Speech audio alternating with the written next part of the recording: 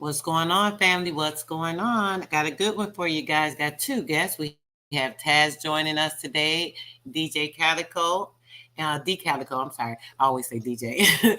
And we're about to get some information going on this Mario Brothers and get the deciphering to you guys. There's a lot of stuff that goes into a lot of these Looney Tunes and as we talk about all the time. So we're gonna take a minute, let a couple people get in. I know there are a couple people live right now, but we're gonna still get going. And we're gonna play a song or two until we get the room built up a bit. I don't know why it's playing like that. Hold on, guys. Let me make sure we're in tune with the Bluetooth. I might have the wrong phone on here, guys. Hold on. Yep, definitely. Bluetooth pairing. Wrong one. Hold on, guys. Here we go. Bluetooth connected. I got y'all. Come on now. So while you living, embrace it. Shoot for the stars, stop living in basic. Cause time is expensive like God of Mars. Some people done lost it all. You can have it all today, but you can lose it all tomorrow, for real. That's why I'm intelligent when I think. Every breath and every blink, forever I'm giving thanks, yeah. It keep me grounded, so I'm staying in nature. Why do we thank the creator, but don't thank the creation? Go to church where we pray to a savior, but yet it's simple. That building's man-made, the earth is the real temple. Feel it breeze, see the trees, fruits growing with ease. I kick it here like Bruce Lee and learn to be like the sea. I wanna fly like the birds, the way they living is free. Everything that I observe, I just see it as me in a different form. So every chance I get, I spread love. If you hearing my voice, please keep your head up. People will criticize and try to knock what you've been through, but don't you ever let it stop. Your potential is all within you. Never surrender, tap into the love inside. Because some people never find it, others never try. Some people want to live forever, others want to die. Because they think the grass is greener on the other side. But you gotta water it here first, so conquer your fears first. And let the pain go by healing wounds that still hurt. The biggest keys to live is to grow and forgive. Stop speaking your true thoughts, let them know how you feel. If you want to be happy, start embracing the sadness. You gotta build a strong mind so you can break through the madness. Look around at the world, they all playing it backwards. If you want your dreams to happen, never chase them or track them. We taking action. Our actions here to live in alignment. We experience life knowing that we here to design it. We was born to have freedom, not to live in confinement. If you ain't got it, well, I'm here to remind you. It's time to get up and find it. It's about that time, y'all. Time to heal, time to change, time to elevate. You know, if you hear my voice right now, I'm right here with you. Through all the pain, through all the challenges. You know what I mean? We gotta keep going, we gotta stay motivated. You understand? Because life is a journey. We gotta treat it as such. Don't get weighed down by all the negatives. Stay focused on the positive, you feel me? Love everything, love everybody. Love the earth, embrace the earth, nurture the earth. Go outside, sun gaze, take your shoes off, you know what I mean? Put your feet directly in the soil, feel the earth, absorb what is here to get, which is love. So it's only right we love it back. King Isaiah.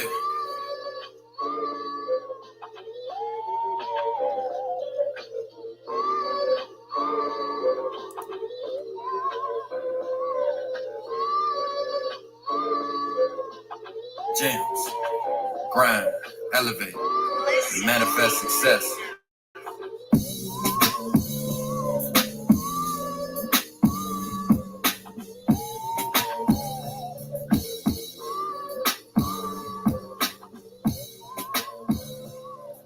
Shout out to King Azir. One of his newest tracks, Grand Rising. That's fire. I like that. Real smooth. What's going on, brother? We got the Taz show in the building, guys. We're going to get started with some information on Super Mario Brothers DECYPHER. And the brother's about to break it down for you. When I say break it down, break it down. Thanks for coming through, bro. How you doing?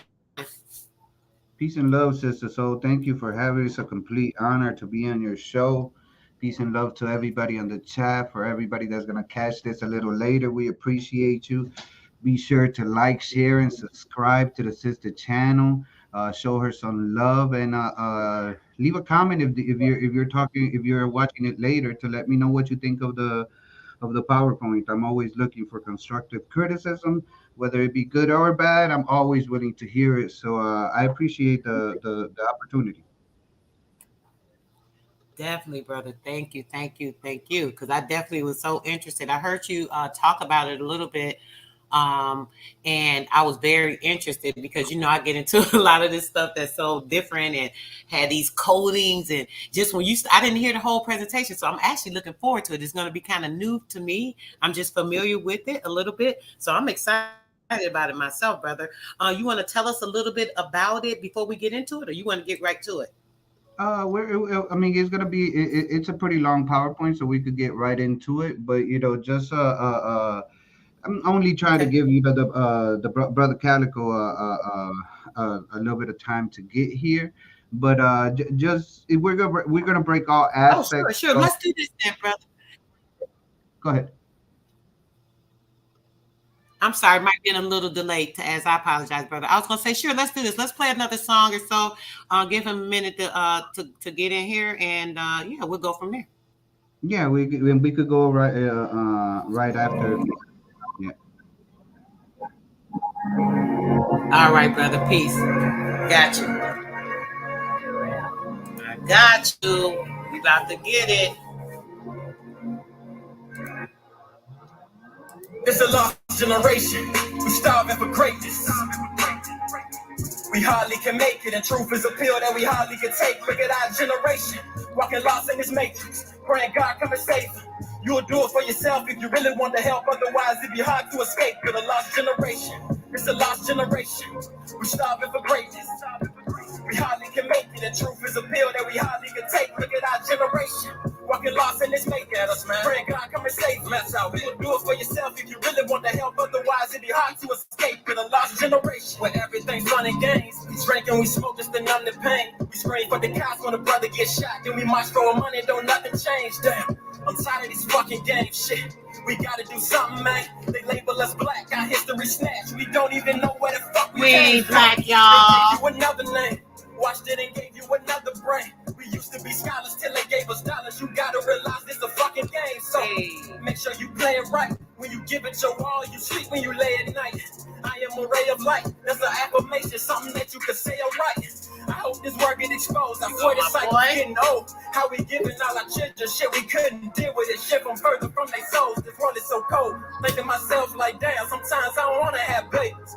Like, damn, what they gon' have faith in? I guess all I can say is, damn, this a lost generation. We starving for greatness. We hardly can make it, and truth is a pill that we hardly can take. Look at our generation, walking lost in this matrix. Praying God come and save you. You'll do it for yourself if you really want to help. Otherwise, it'd be hard to escape. You're the lost generation. It's a lost generation. We starving for greatness. We hardly can make it, and truth is a pill that we hardly take. Look at our generation, working lost in this matrix. Praying God come and save you. You'll do it for yourself if you really want to help. Otherwise, it'd be hard to escape. With a lost generation, where youngest be selling us dope and politicians sell us hope. We never noticed all the power we got in our hands. They trick us and tell us to vote. Why should I care about July 4th? That one what my people died for was given religion and put up in a wicked system. But this shit won't our choice, so just find yours. There's different meanings of freedom, you need to define yours. Republican, Democrat, I don't get into that. They gotta give us back our voice. Cause how can the president speak for me? Or clean up the streets and find peace for me? They can't part the Red Sea for me. If I thought that, then I ain't even free. I'm just trying to tell us. The hand they dealing us is deadly. Let's come together for protection. They use their air, food, and water as weapons for harming my essence. It's time that we check them. I need my people to help me. The time is now. We need plans. But we ain't got no hope, so we apply, go vote and say, y'all don't know, just keep praying. Damn, it's a lost generation. We starving for greatness. We hardly can make it, and truth is a pill that we hardly can take. Look at our generation, walking lost in this matrix. Praying God come and save you. You'll do it for yourself if you really want to help. Otherwise, it'd be hard to escape. With a lost generation. It's a lost generation. We're starving for greatness. We hardly can make it, and truth is a pill that we hardly can take. Look at our generation, walking lost in this matrix. Praying God come and save you. You'll do it for yourself if you really want to help. Otherwise, it'd be hard to escape. With a lost generation. I think that if you take one of the O's are good is God. If you add the D's and E's together, I think some cool motherfuckers sat down a long time ago and said, let's figure out a way to be great. And that's what they came up with, the Bible. Would have been a revised copy by now.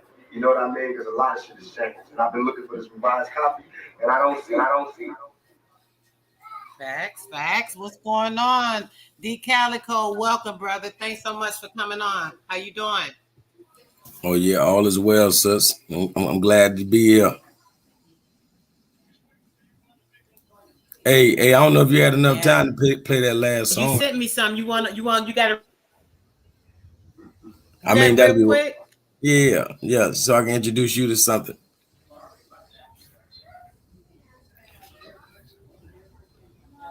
Open it up, right? Sounds great. Let's do that.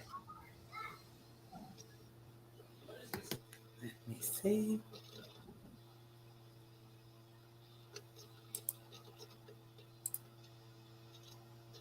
Is it a video, bro, or I could just play the audio? Which one?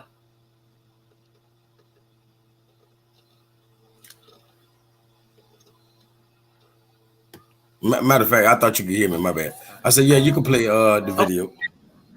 Yep, you got it. Yep.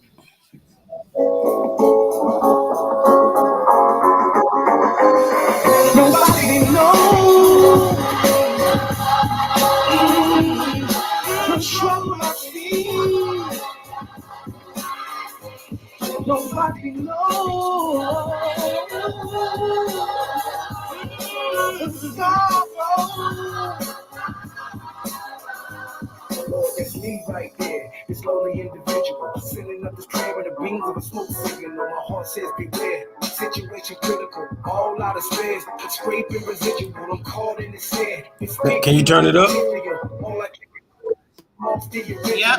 Path that was paid with the price that you paid with your life. Just got me stumbling and bumbling away from the light. So order my steps like left, right, left. So every test till my last breath is evidence of nothing but your righteousness. Can't stop striving till my life gets blessed. Gotta fight this flesh no matter who you might be. Cause what's true about me is the truth about me. It's much deeper than what you or I see. But if you are like me, you gotta walk my faith. Nobody knows. The trouble I feel. Nobody knows.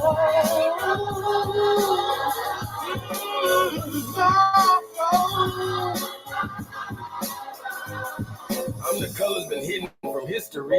He ain't know the color of misery's brown skin.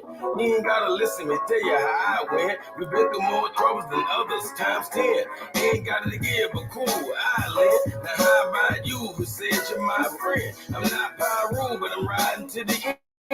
Down to shed blood, every brother's my kid. If I said I love you, then yeah, I meant it. The name's Calico, but call me a lieutenant. Through life's highs and lows, I strive to keep winning, but I'm about to explode if these coppers keep killing. And it's right in your face, disgrace beyond limits. Private Ryan, save face till your partner stop killing. We need to route what it price, so tonight we'll start hitting. Then we'll work on the poison all the hustlers dealing. When I tell you, nobody knows. The trouble I feel. Nobody knows.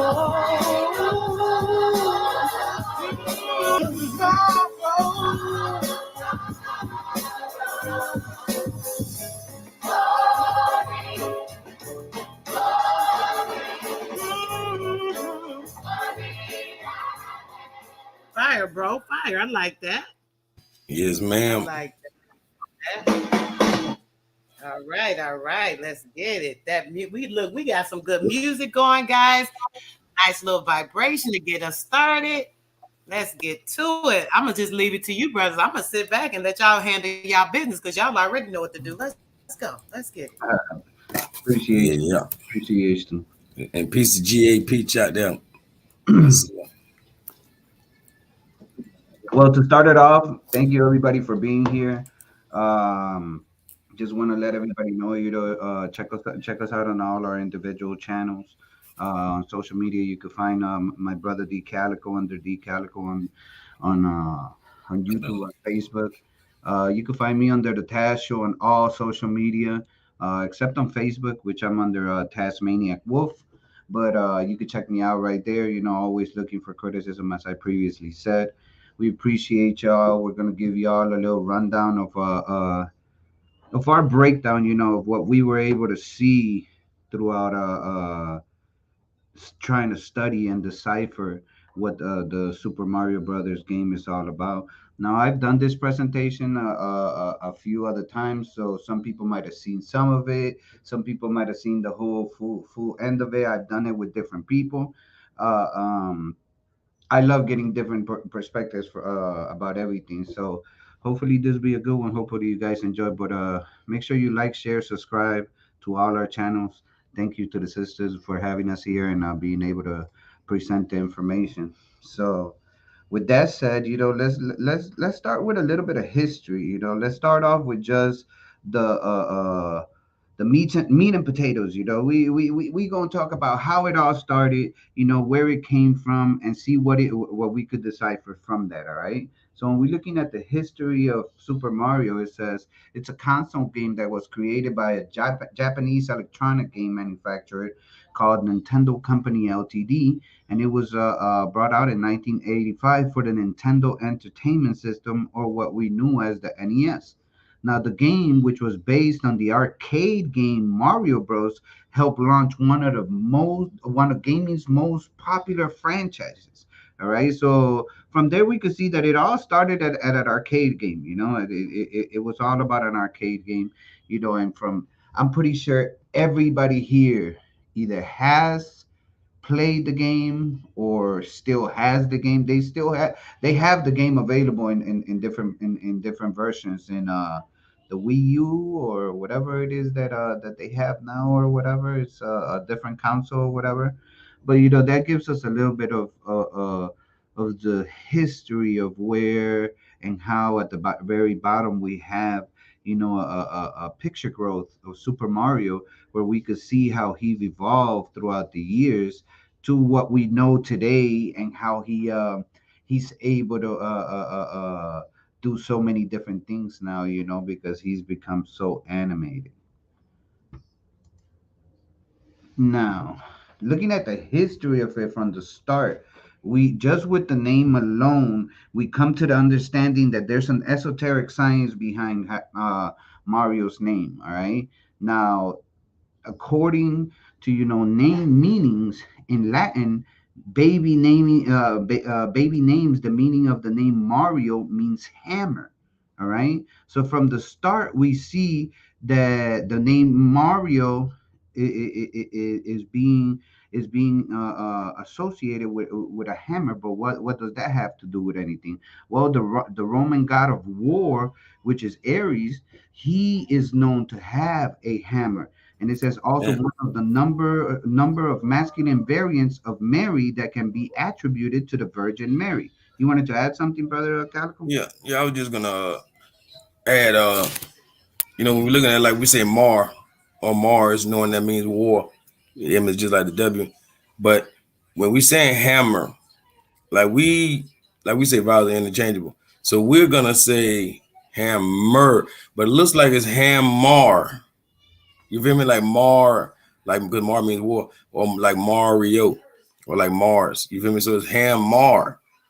Like we might have a ebonics thing going on, and we'll say, hammer, like hammer time. We don't do the sometimes. You feel me? But it's really probably the original way it should have been said or was said. Because without the Mar in there, it doesn't mean Mario. It doesn't mean, you know what I mean? Yeah, that's how you get the Mario or the Mar in there. Right, most definitely. Now, on the left hand side, we have it states as both esoteric and esoteric ruler of Scorpio, Mars has dual expression. It's the ruler of the desired nature. One of the esoteric level, this is the desire for physical incarnation. Hence, the rulership of Mario over Aries on the personality physical level. It's here on the personality level that Mars reveals itself as a vehicle for sacrifice, as it's through physical incarnation that the soul is seen as descending into matter, thus sacrificing an aspect of itself for life in the denser physical world. It's that process which evokes the death of an aspect of one's higher self, so that the manifestation in the three worlds of the lower self is made possible. This a mortification of the soul and willing sacrifice of the light, which is love, so that it may be born into the world of man and thus be of the benefit of humanity. This descent into matter is part of each of our paths. Now, when we when we look into Mario, there is three worlds that that you're gonna be under. You're gonna be either on the physical realm, or you're gonna be above in the sky with the in the clouds, or whatever, in the spiritual realm, and then you could go underneath. All right.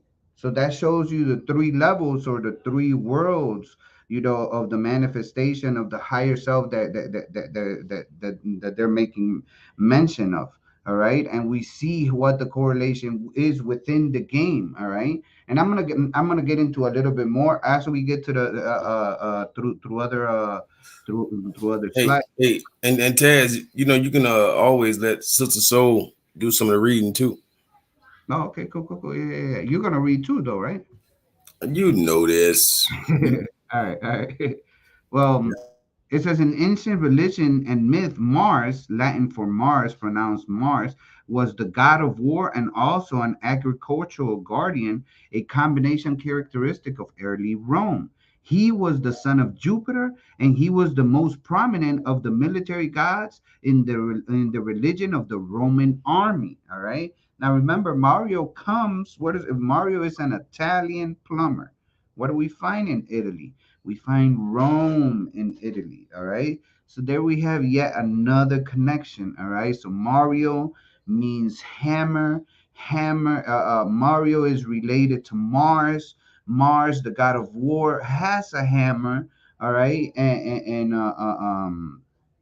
And it's related also to Rome, as Mario is related to Italy. He's a plumber from Italy. He's an Italian, an Italian character.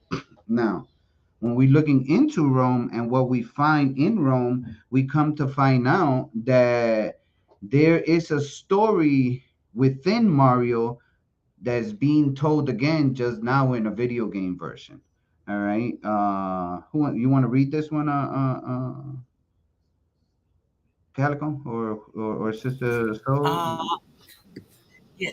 Now I would read it. Unfortunately, for me, it's a little small, and I can't really Yeah, see it that I'm clear. gonna say, yeah, you'd have to hit that full screen button, that square.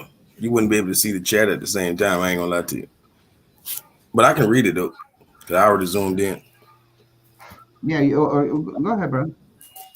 Yeah, Orpheus joined the expedition of the Argonauts, saving them from the music of the sirens by playing his own, more powerful music.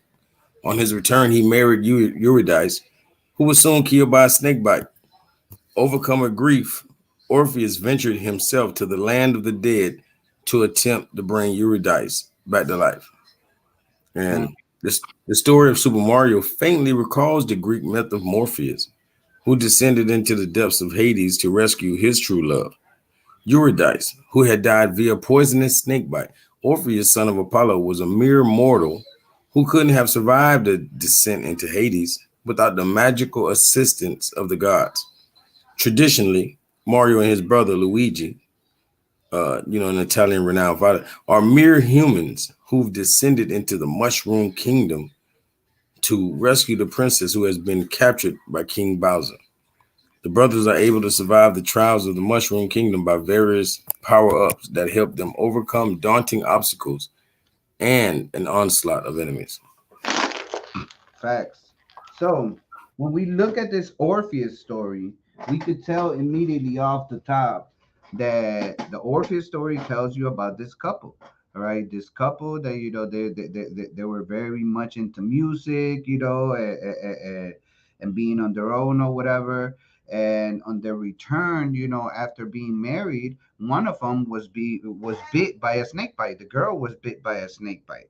All right. The snake represents a reptile. All right. Now, this reptile representation is the Bowser that we know of. How do we know that? Because Orpheus, overcome with grief, he ventured into the land of the dead. We know that the land of the dead is below. All right, it's always been represented that way. The land of the dead is below us, and whenever you have to fight this reptile to go and save the princess, because that's what happened. The Bowser takes the princess, and that's the whole concept of the game. You have to save the princess at the very end. You go Bowser Castle by Bowser Castle, where you're collecting certain keys, certain items, or whatever, and at the very end, your reward is you save the princess. All right, just like Orpheus, he was so overcome over the fact that this snake had killed his the love of his life, and now the snake had her in the depths of hell, or the land of the dead.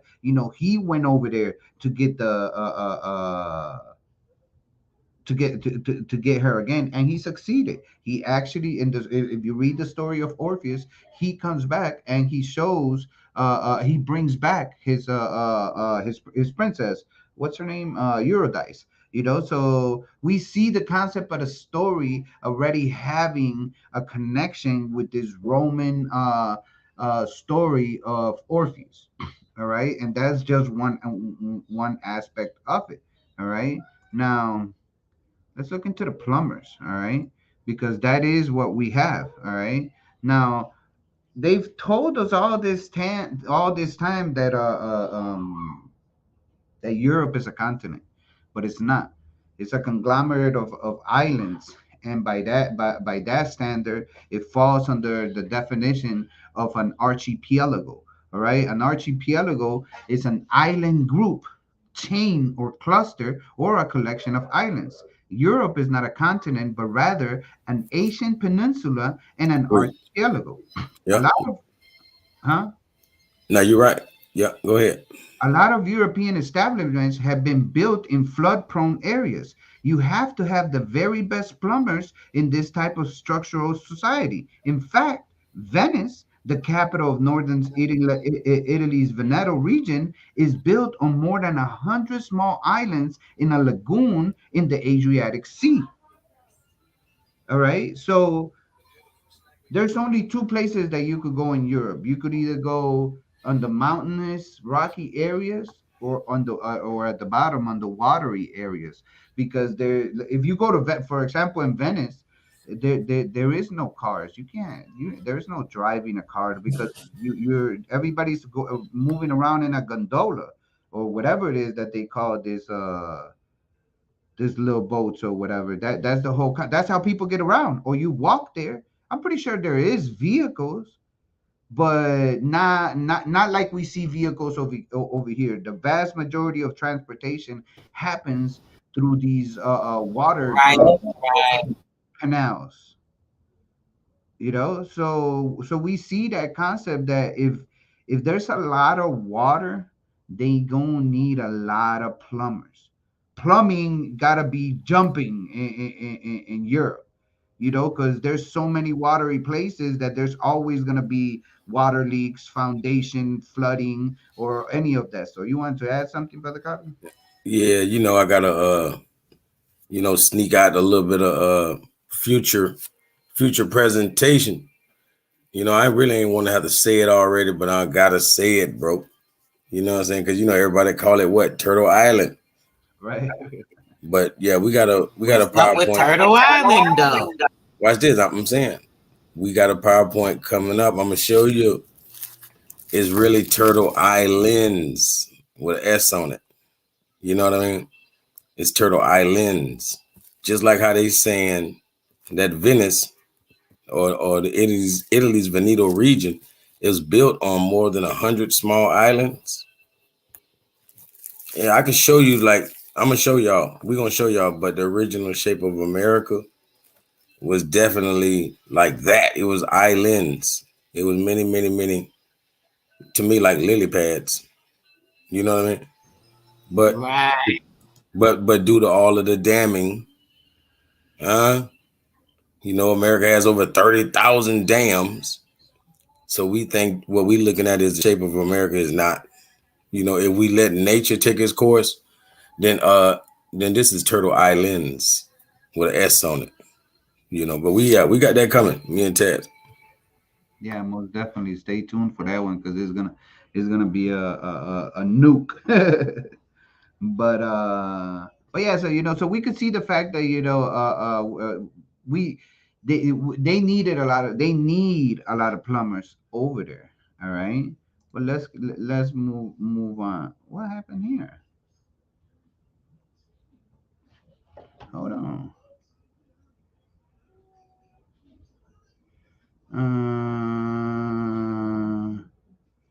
Why is this missing?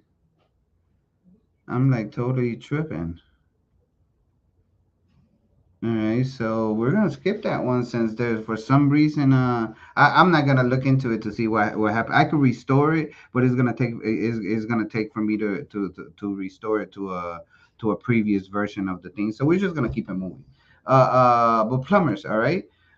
Just like we know that all roads lead to Rome, there's also a saying that says that so do all pipes. All right. So the piping system that if you, I'm pretty sure everybody done heard about the saying all roads lead to Rome. The reason why that was because every within Italy the system is built to where all the roads within it lead end up and finish in the very center of Rome. All right, so that's why they say all roads lead to Rome.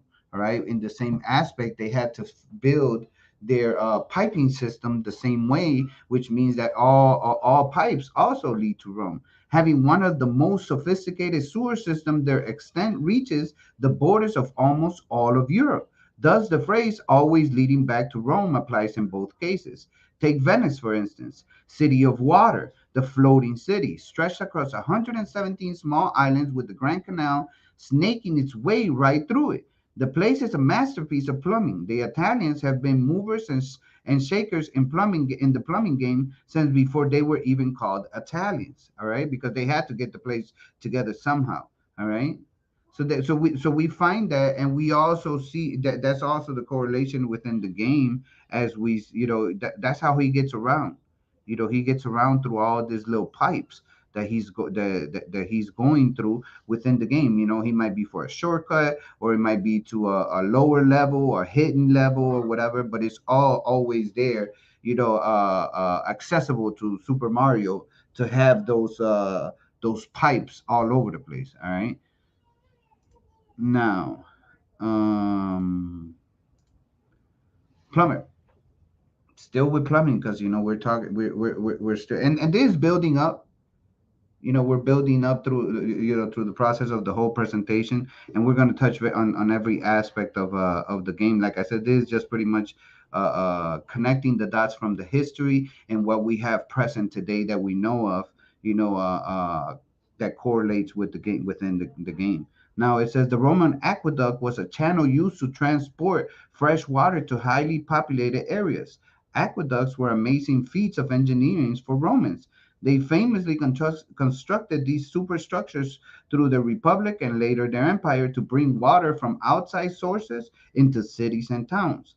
Aqueducts supplied public baths, latrines, fountains, private households, mining operations, milling farms, and gardens. You have to be the very best plumbers in this type of structural society. So altogether, not to beat a dead horse, but we see that within this Italian area and Europe, it was necessary to have the ability to be able to direct water, leaks, and be a good, plumber or whatever. So why are you stressing so much about plumbing, Taz? Why plumber is so important for you, Taz?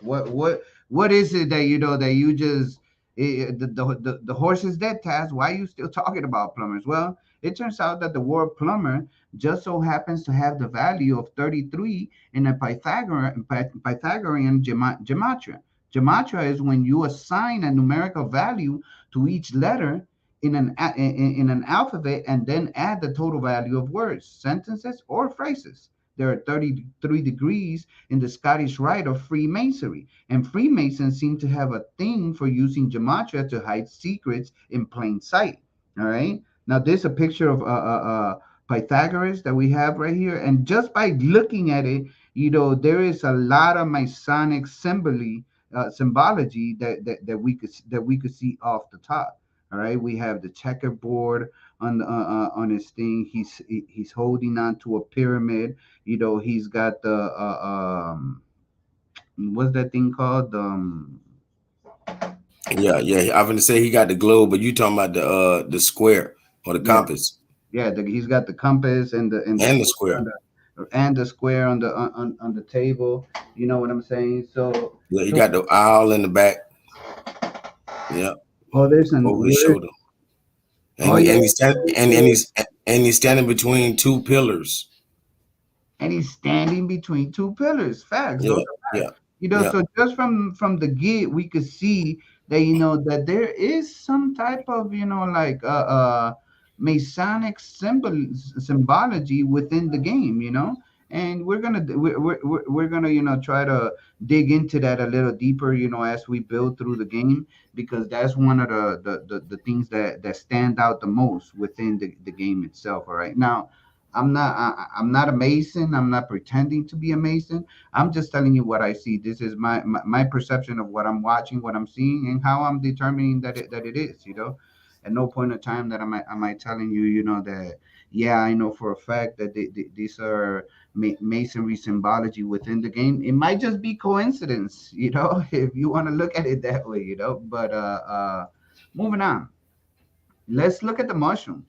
All right, because the mushrooms are not just any mushrooms. We're gonna find out that throughout the whole process of the game, Mario is actually tripping, right? Like he's tripping hard. All right, that's the whole point of the game. Him getting high. He's getting high throughout the whole process of the game. You want to read this one, brother Carlos? Yeah, the Mushroom Kingdom consists of three levels, or trips: sky, ground, and underground. Mario is on a trip in the Mushroom Kingdom. Tripping means high due to the hallucinogenic effect of dimethyltryptamine, a mind-altering chemical in shrooms, right? The entire Super Mario Brothers game consists of hallucinating or tripping, right? The original power-up mushroom is modeled off a real-world fungus called Amanita muscaria, which is poisonous and commonly found worldwide. I mean, who in the hell said this is poisonous? I didn't know that. Yeah, the American muscaria is a poisonous Man, I don't know about that. yeah, you can look it up, but I mean, I still have yet to ever done one, any kind of mushroom. What I'm saying is, I've never done any mushrooms myself, yeah, but yeah, I do my research, and people, I thought I might think about it. I don't do it. What I'm saying is, from my research, I never knew nothing was that wrong with an amanita. I mean, it's not poisonous. It can't be. That's the one that people eat, I believe. no, They no, don't eat amanita muscaria.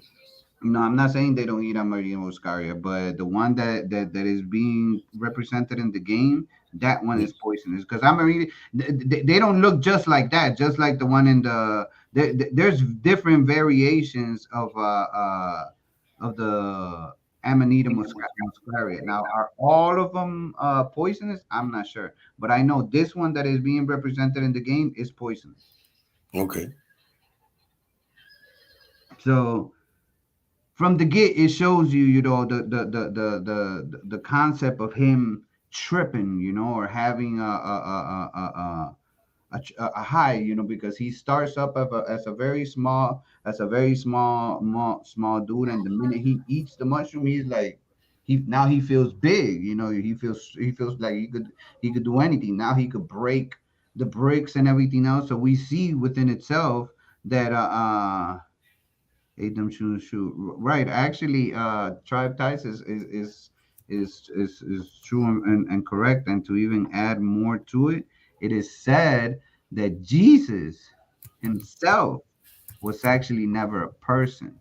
That he was an the actual mushroom that Yeah, people, that's because that's the story of Nimrod.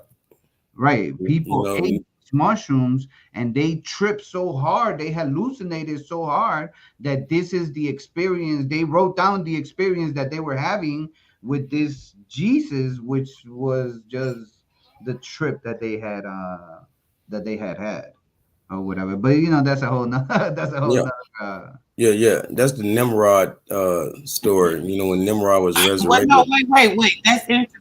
I never heard that. Yeah, Really? I never Yeah, heard yeah, that story. Yeah. yeah. See. When Nimrod died, his wife, Samuel Ramet.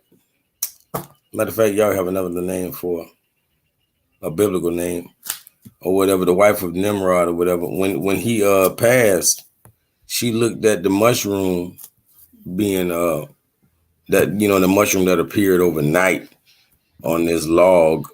Like they looked at that as a resurrection. You feel me? And then Tammuz was born like many months later, and that was supposed to be after his death. So they were like, how could that be? His son. So maybe they're saying that she preserved the seed of Nimrod and then birthed the son over a year later. But yeah, yeah, that's the only. And yeah. Tammuz is the ancient Jesus. That's the only reason I bring that up Yeah, because and Calico before, got a couple Mm. of videos about Nimrod on his yeah, channel on Tribe Ties. So I mean, Oh, you you do? can oh yeah, yeah, Okay, yeah, good, I good. decoded Nimrod. yeah. He You he know, he got It's on videos your on. channel. I'm gonna try to see if I can pull it yeah, up. yeah. I am a Nimrod. If you ever hear somebody say that, I'm the crazy mother sucker that said that. You know, but yeah, I'm that. I'm that. Because if you ask me, he was a great pyramid builder. So they're gonna dirty up anybody's name and make them and make you not want to be there. Oh, I don't want to be on Nimrod. Man, Nimrod ran the world. You know what I'm saying? He was a genius, a great pyramid builder, et cetera, et Nimrod, cetera. was Nimrod a Tirthankara? Yeah, all of that. Decalico. Was he a Tirthankara? Yeah, he was a conqueror, and he was a Moor, and all of this, all of the above.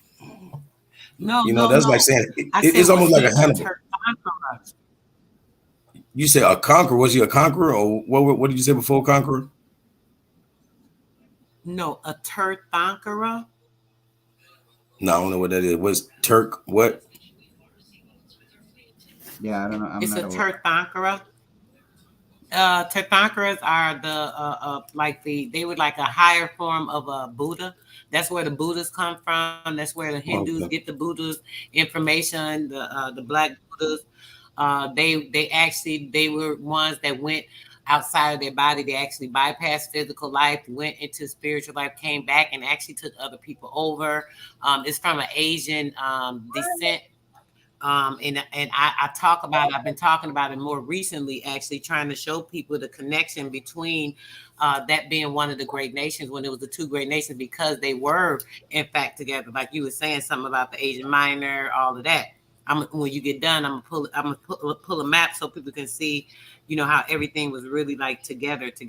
So when it comes to that, I believe that our people at that time were also ruling and got pushed over, and they started formulating the things to say, hey, you guys are from Africa. This is your homeland, just like they try to tell us now, trying to group us in the land over there when they actually had the massive land of all the Asia area. Yeah, and the Native But I'm going to get Americans. off.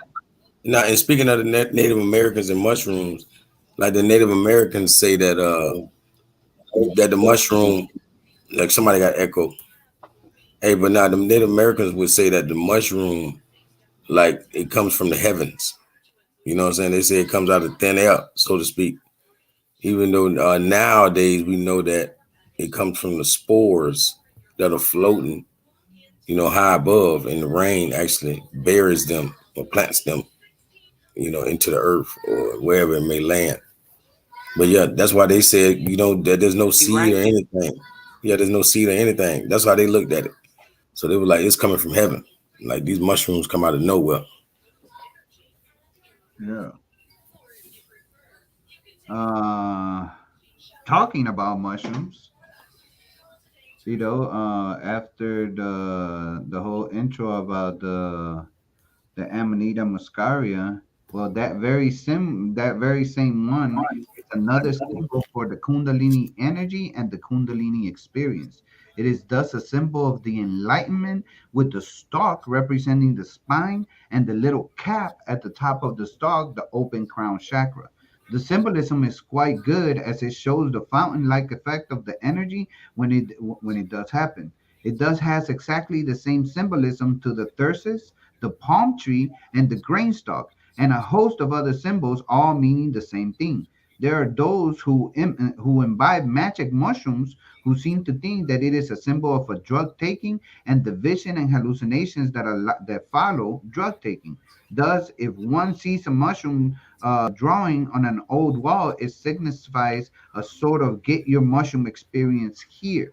All right. So we see that this mushroom also has a connection to this enlightenment process, because the whole enlightenment, reaching the state of Buddha, or raising the Oh Yeah, Christ my consciousness. It's all yeah, about Kundalini energy rising to your crown chakra, yeah, yeah. Which is what the pineal, which is the and the pineal.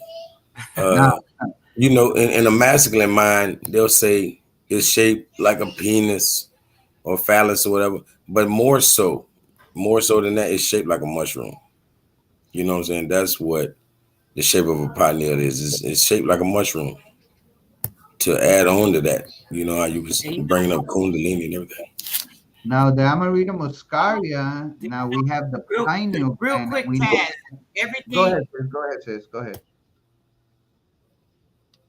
I'm sorry. Everything that y'all saying. I literally just did a video the other day explain, and I talk about this all the time. That Christ, like how they talk about the Jesus Christ, you were saying that a minute ago. That Christ energy is that particular energy, the same energy you're talking about, and how it comes up. It's that plasma that rises in your blood because it's like racing, and it gives a bursting of the crystals that we have in our minds. So that Christ is that Christ of the crystals that is actually executed when the heat from the plasma enlightens it. So everything you just experienced with that mushroom is what we actually can do it ourselves when it comes to certain enlightenment process and opening of the pineal gland, giving people their aura, the protection around you. When you say, oh, that energy that comes around you, that's that aura, that Taurus field. It's the same exact thing. And then earlier, I didn't want to interrupt. You were saying something about the meteorite. I can't pronounce it right now, but the DMT basically. And I was recently speaking on that because the DMT actually Mm-hmm. is the same thing. That's what gives people the elevation state to be able to ascend or like go outside of themselves, so on and so forth. And it's crazy, all this you talking about. I literally was just talking about the other day on my video. I'm not kidding you. I swear it's crazy. And it's showing the whole exact process in I guess I would say a GMO form versus your, Mm-hmm. you know what I'm saying? But go ahead, brother. Mm-hmm. I appreciate that. That's crazy. Yeah, no, most definitely. And and not only that, sis, but if you wa- if you want a little extra info in regards about it, I have a whole PowerPoint on called the science of the sacred secretion, where I break down the concept of the Christ consciousness, and I correlate it with what it says biblically, and how they tell us one thing, but it's really another concept that they're saying. But you guys could go check that out on my channel under the science of the sacred secretion. It's an Yeah. amazing video. Yeah. So and if you ever Oh, wanna yes, yes. do it on your channel, I'll be more than glad to do it over here as well. We could build on that as well. Oh yes, bro. We definitely could do that. Because listen, when I say I talk about it a lot because I want people to get and understand how important it is and why it's important for us to not know it so we can be taken advantage of. So I always, bring it up. So I would love for you to do that. That would be like confirmation, and they'll see like, they'll see you break it down. So they can see the actual experience of what the Christ oil is, this and that, because I explain things more so from my spirit, the way I see it medically, and that's that. If you have something to add, that sounds awesome. So I'm looking forward to that. Yeah, most definitely, most definitely. And just as a last thing, in regards about the Amanita muscaria, since we're talking about it, it's in regards about the Kundalini energy and the pineal gland. And we know that when we're talking about pineal gland, we see the word pine within it, right? We see the word pine within the word pineal, and for a lack of another word, coincidentally, the Amanita muscaria, you find it at the base of pine trees. Yeah. Like in my Nimrod video, I point out how that, the Amanita muscaria, or so-called, magic mushrooms is what they call. Those are the gifts beneath the Christmas tree. Huh? These are the actual gifts beneath the Christmas tree. And they grow there naturally. So, and then like we speak of reindeers and stuff, reindeers feast on these mushrooms. You talking about something tripping. Yeah, that's why we talk about flying reindeer. Whoa! Yeah. You know what I mean? So it's wicked, but you know what I'm saying? It's really God given. It's from Earth. So Right. That's crazy. Hold on, bro. You sped past that. Hold on. Just look to clarify that for the people that ain't quite catch it. Hold on, bro. Back that up again. Now, you said that the flying reindeer actually come from them nipping on the Amanita muscaria, and that is found at the pine trees, at the root of the pine tree specifically, right? So they nip at it. That's why it's like, ooh, them the flying reindeers, and we talking about Santa. Let's get into the Santa with that the paganism meaning behind that Santa stuff. Since you mentioned that, we'll be out the way with it, bro. Because I talked about this some years ago, but it's crazy that you just said that. Yeah, go ahead. Look at that mushroom and tell me where Rudolph got his nose red from. How he got a red nose? Yeah, he was tearing the mother suckers up, and it rubbed off on him. And we talking about Rudolph the Red-Nosed Reindeer, stuff We're like not that. promoting drugs, and not at all, babe. We're not promoting drugs. We're talking about like this is natural stuff, sweetheart. This not nothing in the lab. We're talking about things and relating. If if you're at your higher knowledge, you have to tune into what's being spoken to you. Yeah, they don't know drugs are man-made. All drugs are man-made. So, like when you really think about it, a certain meal or something you might cook or put in the oven is more of a drug, because it's a concoction that you have that a man made. We're not talking about this nature. If we're gonna argue that point. Most definitely, most definitely. So let's look a little deeper into the mushrooms. Do you want to read this one, brother? Yeah, mushrooms reproduce via airborne spores. And I just bring that up. But that float up into the sky and only come down when it rains at night. Come on, bro. You put all this in there. You did that, bro. I ain't gonna lie. That's crazy. As much as I know you, I just never really seen this whole PowerPoint. Right. Like you did that though. But mushrooms reproduce via airborne spores that float up into the sky and only come down when it rains at night. Hence, the Native American mythology says that mushrooms come from the heavens. Oh, damn, Taz. You're a motherfucker. Okay. The Amanita muscaria is the red and white magic mushroom that grows almost exclusively beneath pine trees. It is the most iconic toadstool species. One of the active substances in the hallucinogenic mushroom is DMT. That's why they call it a magic mushroom. Those are facts. Yeah, because that's like saying you ain't gotta have no.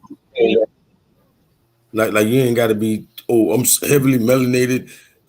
My pineal, and I'm gonna set my seventh chakra is open. Man, bro, that's why I always said that when people be taking a mushroom, they be cheating. They cheat to get to get on certain levels that maybe only I'm on. I'd be like, how the hell did you get They up be here? bragging. Right, they Yeah, be bragging. They be bragging about it. I heard them. They be sitting. I'm like, damn. They talking about it like, oh yeah, I was taking a mushroom, a shroom, a shroom. yeah, I'm like, dang. yeah, Oh, I'm on a yeah, trip. I'm like, whoa. yeah, I yeah, never yeah. had none of that. I ain't never needed none of that though. Some Yeah, people I'm may lucky. need that. Yeah, they probably do. And I Yeah. want them, whatever you need, I need you to get on this level. You know what I mean? For Mhm. real. But yeah, it does surprise me how some people do be more enlightened after these things. I'd be like, whoa, hold up. Right. He You see, seemed like he in a different space, but his mind is kind of yeah. clear. It's kind of woke. You know what I'm saying? Compared to other people. The reason why we search for these highs, That's these the are DMT. That's a yeah, DMT. Thank you. right.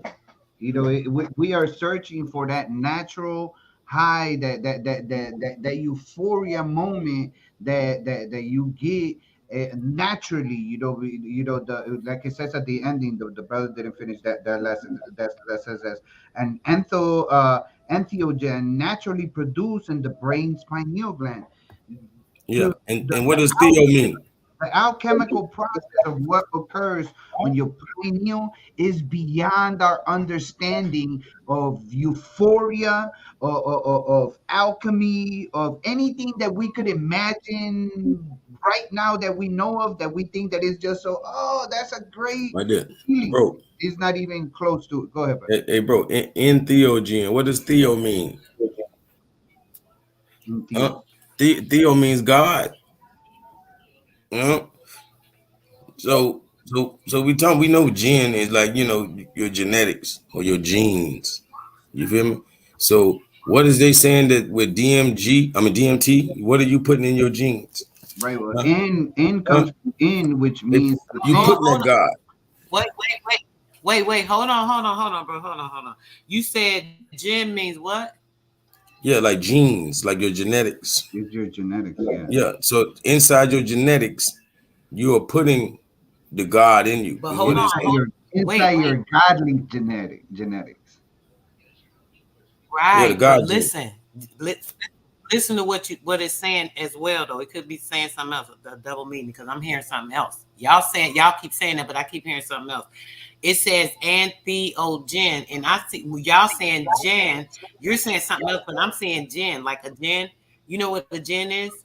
Yeah, JINN. You talking about like those the spirits, those angels, so to speak. Right. Right. So So I'm what is thinking it's sin? so when you But saying that's what we mean by entheogen, I'm ancestors. thinking Yeah, that's your ancestors inside of you is your genes, your genies, your gen, your Yeah, right, genetics. your degen. Yeah, the genes. right, I know Yeah. what you're talking about. right. But when you're Yeah, saying genes, though, right. I know, but hey, bro, hold on, you ain't in my head though. So what I'm saying is, you're right in what you're saying, but I'm just saying that's the same. You know what I'm saying? That's the same thing, but it's like a double entendre, I guess you would say, right? Right. yeah. Oh, I You see see what what she's I'm saying. saying? You gotta listen to what Hey, I'm saying, bro. uh, Hear me. yeah, Now yeah. you She's hear me. saying, yeah. It's putting the God and the angel in you, in the sense. I know what she's saying. The Yes, Yeah, same. because the jinn would yes, be the and angel. it's like the way it is. Yeah. Then okay. Yeah, yeah, yeah, yeah. That's heavy, sis. I'm talking about sis be coming out the top rope. As soon as we knock him down, we let her jump off the top rope, man. She coming down like she, Macho Man Randy Savage. right, she DDT your ass right For real. It said, look, it was just now. sitting there, bro. I'm like, hold on, he got to hear me. He don't hear what I'm saying. Had to get, but let me mute up. Go ahead, bro, because I got a little echo and a delay. All right, so we have here, a little picture of what this pineal gland looks like, and it says this is the gross anatomy of the brain. An up close look at the pineal gland reveals that it bears the uncanny resemblance to that of a mushroom. Moreover, it shares the same chemical compound as the pineal gland, DMT, di, ugh, dimethyltryptamine. All right. So the same thing that you get from the mushroom is the same thing that the pineal gland produces on its own naturally, and it takes you to that, to that godly state, to that theo state, as we were previously saying. So, you call it coincidence, you could call it whatever you want to, but it's a bit undeniable. All right. Mm-hmm. Mm-hmm. So moving forward. But that's that DMT, like you said, bro. And with that, real quick, when you go to sleep, the mind releases about 20,000 milligrams of DMT, and that allows you to go into the REM sleep, or when you're in the REM sleep. And this Yeah. is how Right. some people they had their dreams, and you're literally like traveling, like traveling Yeah, outside of your body, like yeah, you know. Yeah. Astral rejection. yeah. Yes, Those, Yeah. astral projection. And then when you pass at your end of time of this on this physical, then it releases like 200 million particles of DMT, and it's actually weighted at about a pound and a half. They even did a Yeah. study on it, and Yeah. that's the spirit, literally the spirit leaving the body. That's the DMT. So that's crazy. Yeah. The connection of that, how that is, with the spirits, because it's actually taking on essence of the stars per se. Those spores have, from what you're saying. I say. Yep. obsidian copper sunstones is like killing it on the comment section. Like, I mean, like I was like, I mean, what? What? Genealogy, the study of the genie, genetics. Man, that was like, Period. Fire. Hey, watch this. Shout out to Watch my this. chat too. I ain't said Hey, too much, guys, but y'all know this internet be acting stupid hey, too. But hey, shout watch out to my this. chat, everybody that's in here. Hey, because I already said Sister Soul will come like Macho Man Randy Savage. But watch this. Mean Gene. You remember Mean Gene? yeah. Yeah. You feel me? So it's the same thing when we keep saying about the gene and the genie. You feel me? Make me think of Mean Gene. Mean Gene Okerlund. Another WWF person. Yeah, most definitely. But let's look into Skyland, all right? Facts. When we look into Skyland, it says Mario's adventure through the Mushroom Kingdom leads him into Skyland, which is the carbon copy of Jack and the Beanstalk.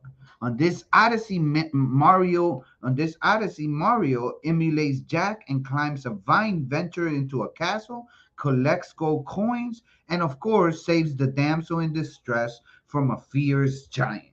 All right. So we remember we found the Roman story of Orpheus, connected to it. Now we're having Jack and the Beanstalk, in another level within the game. All right, which we find here because he's always climbing those little stalks that lead him to different areas on the top. He's collecting gold coins. The story of Jack and the Beanstalk, he go up there to get the golden goose. All right. In other versions of the story, it's a golden harp. But the tomato, is the same concept. But we see that correlation within the game, and once you unlock this stage where you get to go up. All right. And if I'm not mistaken, this only begins to happen in Super Mario 3. Uh, I don't think there's a sky level on Super Mario 2, but I might be wrong. I can't recall. That's great. But moving forward, you want to add something, Brother Calico, or I'm moving forward? Yeah, we go for it. All right. So a little bit more about Skyland. Skyland is a representation of the seventh heavens, where the gods reside. To fly, Mario needs to run at top speed to fill up triangles followed by the letter P.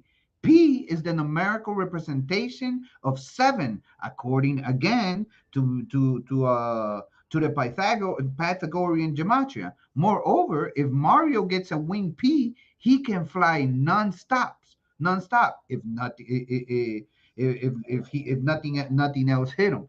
But we see now that again it goes back to Pythagoras, and his version of gematria.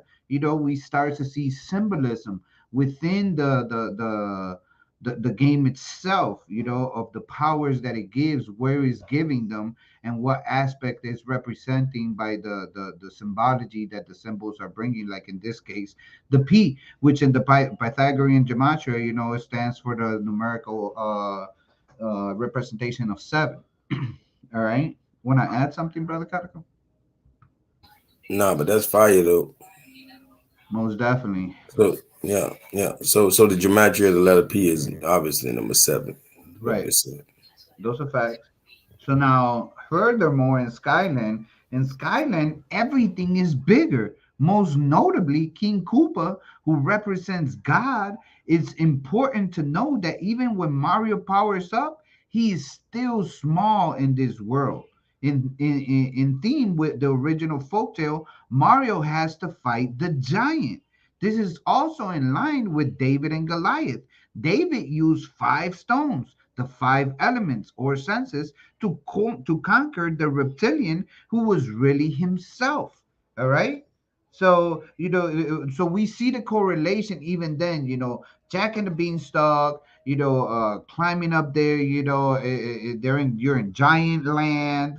And you're trying to fight this giant for this golden goose or this golden harp or whatever. Same way within the game, everything is enormous as soon as you go to Skyland, including King Koopa, which is the reptile that you're trying to fight to begin with. He's even extremely way bigger, than in any other version that you find him, like when you go onto the underworld. All right. So we see that representation of, again, Jack and the Beanstalk. Now, moving forward, even more into Skyland, King Koopa has 7 children. All right, again with the number 7. All right, because we already know that we're talking about Pythagorean gematria. All right, with Pythagoras. So King Koopa has 7 children that correspond to the 7 chakras. Once these subterranean reptiles come through their underground layers, they show a dragon-like tendency to fly by multiple means. All right. So we see the 7 kids again. We see a lot of symbology within the game of what powers each of them possess. All right. Which, when you look at as mentioned. Bro, that's Kabbalistic when you look at that right there where it say the bosses of Super Mario World. Right here. Like that's so Kabbalistic. They kind of rounded it off instead of showing it in this true pillar form. But you got the 3 on the left, the 3 on the right, the 2 in the middle, and there's always the invisible the Ain Sof right there in the middle. Right. So and I was thinking also, it kind of looks like a clock. Yeah, that's why I say they rounded it off. And now you make me realize the clock is Kabbalistic. Goddamn. You feel me? For real. Right, real talk. So we have the Oh, representation of. definitely the false assertion of time into our reality. Sorry, bro. I didn't mean to cut you off. That's the delay. No, no, no. Those are facts. Those are facts, though. So we see the concept of the 7 chakras, and we see the concept of the 5 stones that are required, which are the 5 senses, the 5 elements. All right, and it took the 5th one for him to give Goliath a pineal gland shot. Because with the last stone, he hit him right in between the eyes, right above his eyebrow. So he gave him a pioneer. So he was fighting himself. It's just like the story of Israel when he was renamed. I mean, what's his name? He was renamed Israel. The fight of God and I can't think of his name right now. Calico, was that the dude that fought against God and won in the Oh Bible? yeah, Jacob. Jacob. Yakub. Right, Jacob, when he was renamed into Israel. All right, Yeah.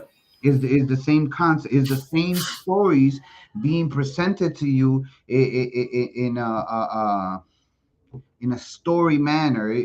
What was it that Jesus said? He had to speak in parables but he could have, the man could, if the man existed, he could have just been straight up and told him, motherfucker, what the fuck was going on. All that parable shit's for the birds. At least if you ask me, just keep it 100. Tell me Right, what right. and stop beating around the bush. Fuck all this parable shit. Just tell me what I gotta do so I could get to it. You know, No, bro. It's just, to me, I look at it like just like hip hop. You feel me? And it's like it's essentially just being lyrical. You feel me? So it's not gonna. I guess it's not for the layman. You know what I'm saying? It's gonna be for a certain group of people. You feel me? And they don't have a skin tone when we talking about you until know it until it get yeah, until you get truly to being that conscious. level, Yeah, until you get to that level of consciousness, you're not. If you yeah. would have told me this information 8, 10 years ago, I would have laughed at you. I would have threw you to the side, and I would have been like, bro, whatever he's smoking, Joe, I need to get that shit, because you know, He must have took one of them shrooms, huh? right? He was the Yeah, strip, because yeah, like, yeah. man, you on a trip, you literally on a trip, but it's all about if it's time and if you're ready. All right. So, moving forward, let's look at the fire flower. This is one that I like. All right. It no, the ice flowers, the one. Yeah, that's fire. That's fire. My boy Tram Dickinson L in the building. Sacred Grove. Yeah, that was fire comment though. Oh yeah, we got a couple brothers in there handling business. Y'all gonna wake up. They gonna wake up all around the board. Obsidian is like, Okay. for a minute there, I was It's stuck that on the fire. comments. For a minute there, I was stuck in the comments because Obsidian was just dropping some heat, and I was like, "Holy shit!" I'm like, I might not keep up the presentation. I might look at what's going on in the comment section because y'all killing it in the comment section. I appreciate you. Appreciate the fact that you're enjoying it. Make sure you like, share, and make sure that you give the sister a subscribe. Fireflower, go ahead, Absolutely, bro. brother. It's multiple. I'm sorry. Go ahead, brother. I'm done. Go ahead, Calico. You want to read this one? Yeah, all games are on planes. I.e. levels. You know, this plane is composed of three levels. Sky, which is heaven, and underworld. So-called hell. The water world represents Lemuria slash, even maybe Atlantis, which is an underworld also. As he travels through these worlds, he must be high to attain the rest of each world's powers. In order to attain firepower, he must already be high on shrooms. He already got to be in his big form. You feel me? Mario has a power up. He can only power up through that Amanita muscaria, through a magic mushroom. So otherwise, he can't elevate in his hallucination. Like he can't really trip. You feel me? And think that, god dang it, this fire don't hurt and I can grab it and throw it at somebody. You know what I'm saying? It don't even hurt. Hey, we gone. Technically, Mario goes from shrooms to herbs. Now let's decipher this firepower present represents. So do you speak of the berserkers in this presentation? Of the berserkers, no, no, no, no, no. Yeah, because the berserkers, is they get that from uh, a tribe of people that when they go to war, they used to run through the poppy fields. They used to run through the poppy fields, and that's opium. So opium is where they make heroin. They ran through those fields before battle, and they were so numb and so high Wait, that they would go, well, they would They ain't basically had go no berserk. pain. Yeah, they don't feel no pain, and they so called went berserk, so they were called berserkers because they ain't no, like the sister say, ain't no pain, so a little blood ain't gonna stop them. You feel me? A little couple flesh wounds. You feel me? They still standing. right, that would have been a hell of an addition to the thing. I wish I would have talked to you. Yeah, yeah. As a Consulted matter with. of fact, I Hey, suggested that that you be a part of I this. remember. I remember. But I'm not even going to get into all that, Yeah. whatever. Moving forward, but but let's get into it. The more firepower, poppy symbolism and poppy flower meanings. These thoughts on the meaning of poppy symbolism are inspired by a dream I had, which is pretty uncanny, as the poppy is a symbol of Morpheus, the Greek god of the dreams. The association is so appropriate because the poppy is a powerful symbol of dreams, vision, and the psyche. If you've ever seen a poppy in its process of growth, you've observed just before blooming, the bud hangs its head, heavy with the promise of the blossom. In fact, the cocoon bud seems to drop in some somnolence, as if enchanted, or perhaps the bud is pregnant with the floral dreams. Most of us are familiar with the hypnagogic or hallucinogenic narcotic properties of the poppy. It's no secret opium is derived from poppies. The ancient Greeks knew this too, and so we see another link to Morpheus and poppy symbolism. Morpheus lived in his own world, a world of dreams, fantasy, and complete non-adherence to traditional reality. Born from night, his mother is Nyx, the goddess of the night and dark creations. Morpheus' dad is Hypnos, the deific governor of sleep. This speaks of the potential found in unconventionally relations and reality and messages wafting up through our dreams like a sweet fragrance waiting to be recognized. All right. Now, with this whole concept with the poppy seed is so symbolic that it even comes with the within the Greek story of Morpheus. And don't forget, Morpheus is also Orpheus. All right, the from the first one that we spoke of. The one that he was so distraught, Yeah. Yeah. he Yeah. went He down. went in. Yeah. After Eurydice, his wife. Right. So we have Orpheus and we have Morpheus. All right. Hmm. Hmm. And I'm So sure the M more so has something to do with war. It's like saying, "Oh yeah, yeah, Morpheus ain't he ain't Mr. Nice Guy right now." You feel right. me? Orpheus is not Mr. Nice Guy because he's Morpheus right now. Yeah, but should say that you mentioned, but yeah. Those What are y'all think facts, about? man. Yeah. Me and Obsidian need to get together and put together a PowerPoint because he's dropping some news. But yeah, man, Brawley Dang, yeah, he was high. for Yeah, sure. he was super high. He was super high. Yeah, he Hey, just completely loses it, and he's uncontainable. Not hey, Goku, not nobody, and and, none of and and you know how people always say sleep is the cousin of death? right, Like we said, Morpheus is the god of dreams. right. Exactly.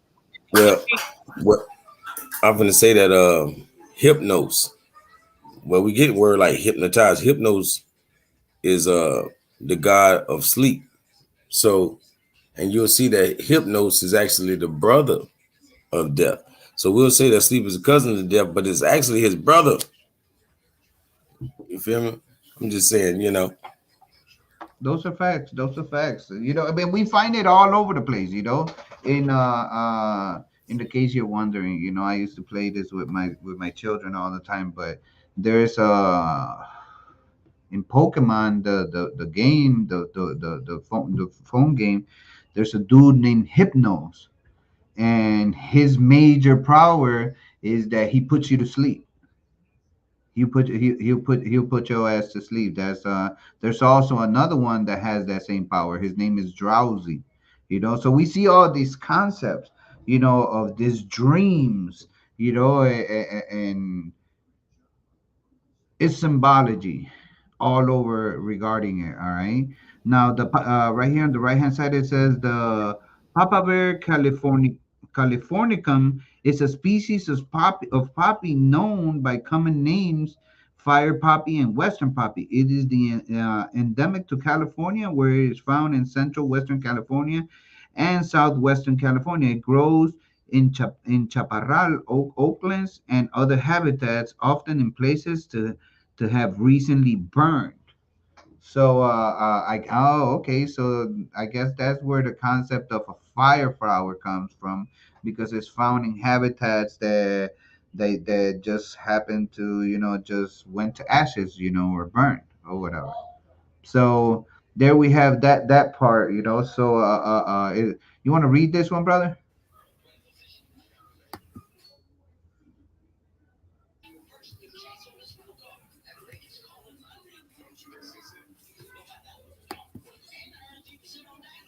You could see it, or it's so small. I could read it. Can you hear me? Yeah, now we can. Man, I don't know what's going on. This thing tripping. Uh, I thought you read this one that I'm just looking at. No, I I think read this my one. screen might be froze. Hold on. My apologies. Okay. Yeah, poppies are also sacred to Demeter, who was said to what happened?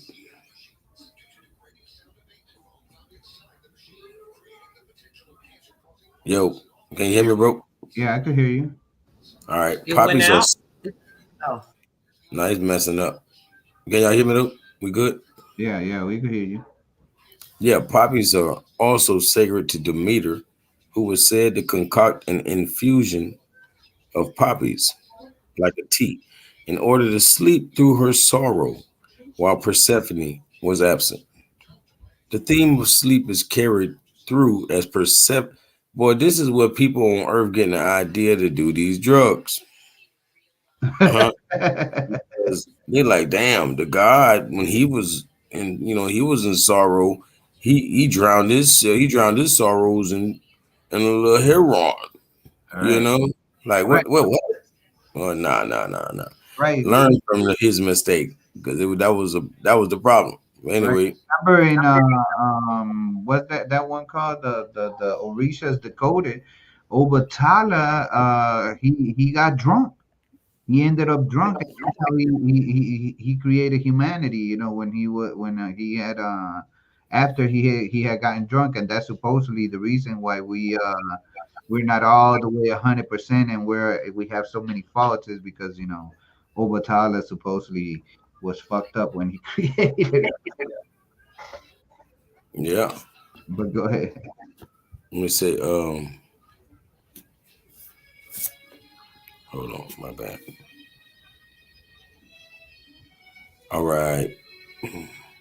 The theme of sleep is carried through as Persephone's cyclical excursions to the underworld were timed with the seasons. She would leave her mother, Demeter, in the winter to join her husband, Hades. Her absence marked the winter. Her submission in the underworld signifies a kind of closing the shutters and slumber in the cycle of life. Hey, Taz, it kind of reminds you how when I always bring up Barama, how a day to Barama is Right. like a couple billion years, like 4 billion years, and Yeah. that's just his basic like the 12 hours of day, and Yeah. then he also followed by 4 billion years of nighttime. So Persephone's cyclical excursions to the underworld were time with the seasons, like we were saying the yugas, the Kali yugas and all that. You know, um, she would leave her mother Demeter in the winter to join her husband Hades. Her absence marked the winter. This is when wintertime comes from. Her submersion in the underworld signifies a kind of closing the shutters and slumber in the cycle of life, or the yugas, like we were saying. Poppy symbolism is also associated with the Muladhara chakra. And see how they, connected, a Hindu word with what I just connected. That's Greek mythology, Demeter and Persephone, but it all sounded, rather Hindu in origin to me. And now they talking about the Muladhara chakra. Right. And poppies come in many colors, but they're typically dressed in red. The chakra color corresponding to the Muladhara. Further, this chakra prompts human awareness to be fed from rich, nutritive soils and encourages that nourishment to be pulled from our roots and moved up through the rest of the chakras. We blossom at our crown only when we can move well, being up through our roots. In Chinese symbolism, the poppy represents rest, beauty, and success. And for one, that is the so-called, that probably is in its natural form. So even that would not be a drug. You have to get that and make, this heroin and such, and then that's man-made. That's a drug. Just like even a coca plant, that would make even chocolate a drug because it all comes from the coca plant. Just like, even drugs come from the coca plant, or even doctor drugs. You feel me? Like Novocaine, etc. So, but however, its association with opiate-induced stupors also lend meanings of sloth, dependence, and an inability to temper pleasure with the banalities kicked up by living a pragmatic life. Honest masters know enlightenment is induced from within and through a connection with the infinite. Dependence upon external substances, influences to lift the veils of illusion is considered a lazy approach to enlightenment. In Christianity, poppy symbolism is recruited to represent death as a period of tranquil slumber. This association is seen in metaphor as the red petals of the poppy symbolize the blood of a sacrificed Christ. Themes of resurrection and immortality, or salvation of the soul, blossom as the poppy and the spirit never really die, just renew and Innocent. ascend. Most Yeah. definitely, most definitely. I know that was a lot, but there is a lot of symbolism that we find on this poppy flower, or this fire flower that is being represented, and because of the areas where it could be found, there's a lot of other areas that it reaches out to, whether it be Chinese or Indian culture, but the whole theme is always there, that comes back to the same aspect or whatever. But I appreciate that reading, brother Calvin. Let's look at the ice flower. The ice flower is one of the ones that actually got me, because I didn't I didn't know that it was actually a thing. I didn't think that it was going to be that deep. But it says the ice flower, the elusive ice flowers, a natural phenomenon. These transient flowers are actually layers of ice crystals that form when moisture in certain herbaceous plants freezes and splits stems vertically. Figure one, an ice flower form at the base of the plant stem. Ice flowers are not a new phenomenon. All right. So we see that these ice flowers actually do create, during wintertime, and their aspect is, I looked at a couple of videos. I'm pretty sure. Oh yeah, I actually put a video up of one of them. So I'll just wait until we get there. But it says Latin crystallis ice, a folium leaf. These elegant formations have been given many names. Metaphorical in nature, most commonly frost flowers or ribbons, a formation which is neither frost nor a flower. All right. So now, now we see the correlation of, of nature, the game. It is bringing reality as well as folklore, as well as magic, symbology, and those are the aspects that we find throughout the whole game. Because remember, Mario's going on a trip. He's tripping. Now I have a video of one of those actual ones.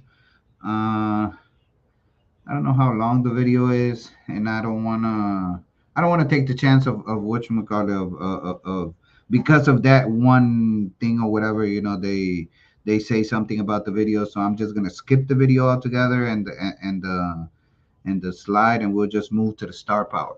All right, because more interesting stuff comes with the star power. Now, when we're talking about the star power, we're talking about the elements of Mother Earth, the Gnostic study of the divine feminine that thrives like the Athenians presented us. The five senses of the body are also another symbology of this star. Once these five elements are masters, we're granted access to our divine self or illumination. The princess is air because she was the first to naturally fly without a power up. All right. If you play the game, you know that nobody was able to fly until Super Mario 2 when the princess popped up, and you used to press the button and leave it pressed, and that motherfucker used to hover over the over the thing, and then you were able to go over like a strip of water, or if there was like some dangers right there, you Yep, were able to jump cloud. up, stay a cloud or whatever, and just jump up, and she would stay up there, and she would move. She wouldn't stay up there for good, but long enough to to be able to be the first character that actually had any Any flight. ability of flight, right? Flight ability. All right. So, Prince, naturally to fly without power up. Koopa is water because he's reptilian. Reptiles are associated with water like amphibians. Luigi is earth because he's green. Mario is fire because he's red, and Toad is spirit because he represents DMT, which is the spirit molecule. All right. So do we see the little concept that I got going on right here? With the little Super Mario's or whatever. Now, as far as correlating, we do understand. I know that there is two feminine elements and two masculine elements, and the combination or the unification of those two feminine and positives, feminine and masculine combined, brings you to the ether, to the fifth element, the spirit. All right. But we do realize that the star power is what granted Mario. What used to happen when Mario used to get the star? He was unstoppable. There was nothing that could stop it. While he had that, that dude was you. When that music came on, you knew that you had. Just keep going. Just nothing's gonna get in your way unless it's a wall or anything like that. But if it's any type of anything, nothing's gonna stop you unless you fall in a hole or what you call it, or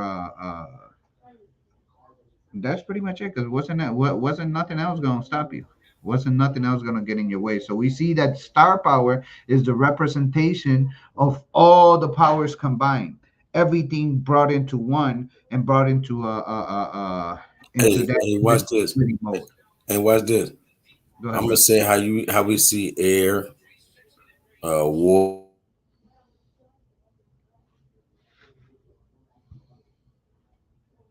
You went you're quiet, brother. Did we lose you?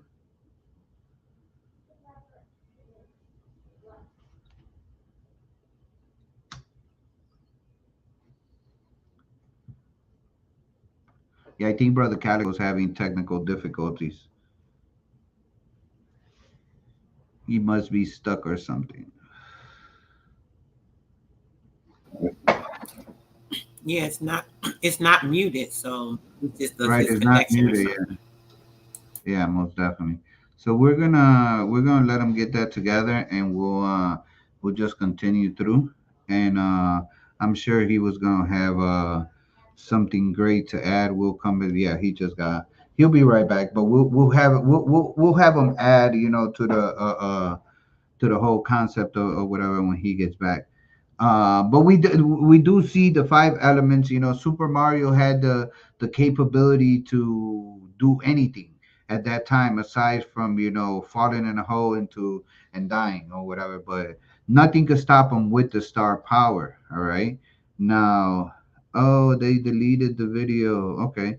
The power of make Mario temporarily feel invincible. What drug have this effect? The icon for this power up could have been cocaine from the festive 70s, where the star is flashing like a party strobe light and a disco music is playing. All right, so that whole concept of where you could just go. I'm not telling you that that's what happens when Look at his at eyes. night.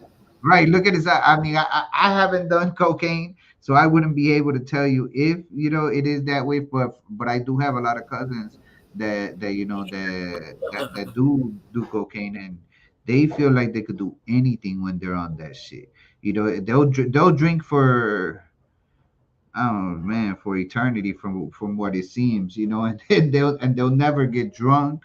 They're very electric, and they have the power to do everything, well, so they're under the impression or whatever, so that's the correlation that I saw, just based off of what we see in the Super Mario game. Because remember, throughout the whole process of the game, that's what he's doing.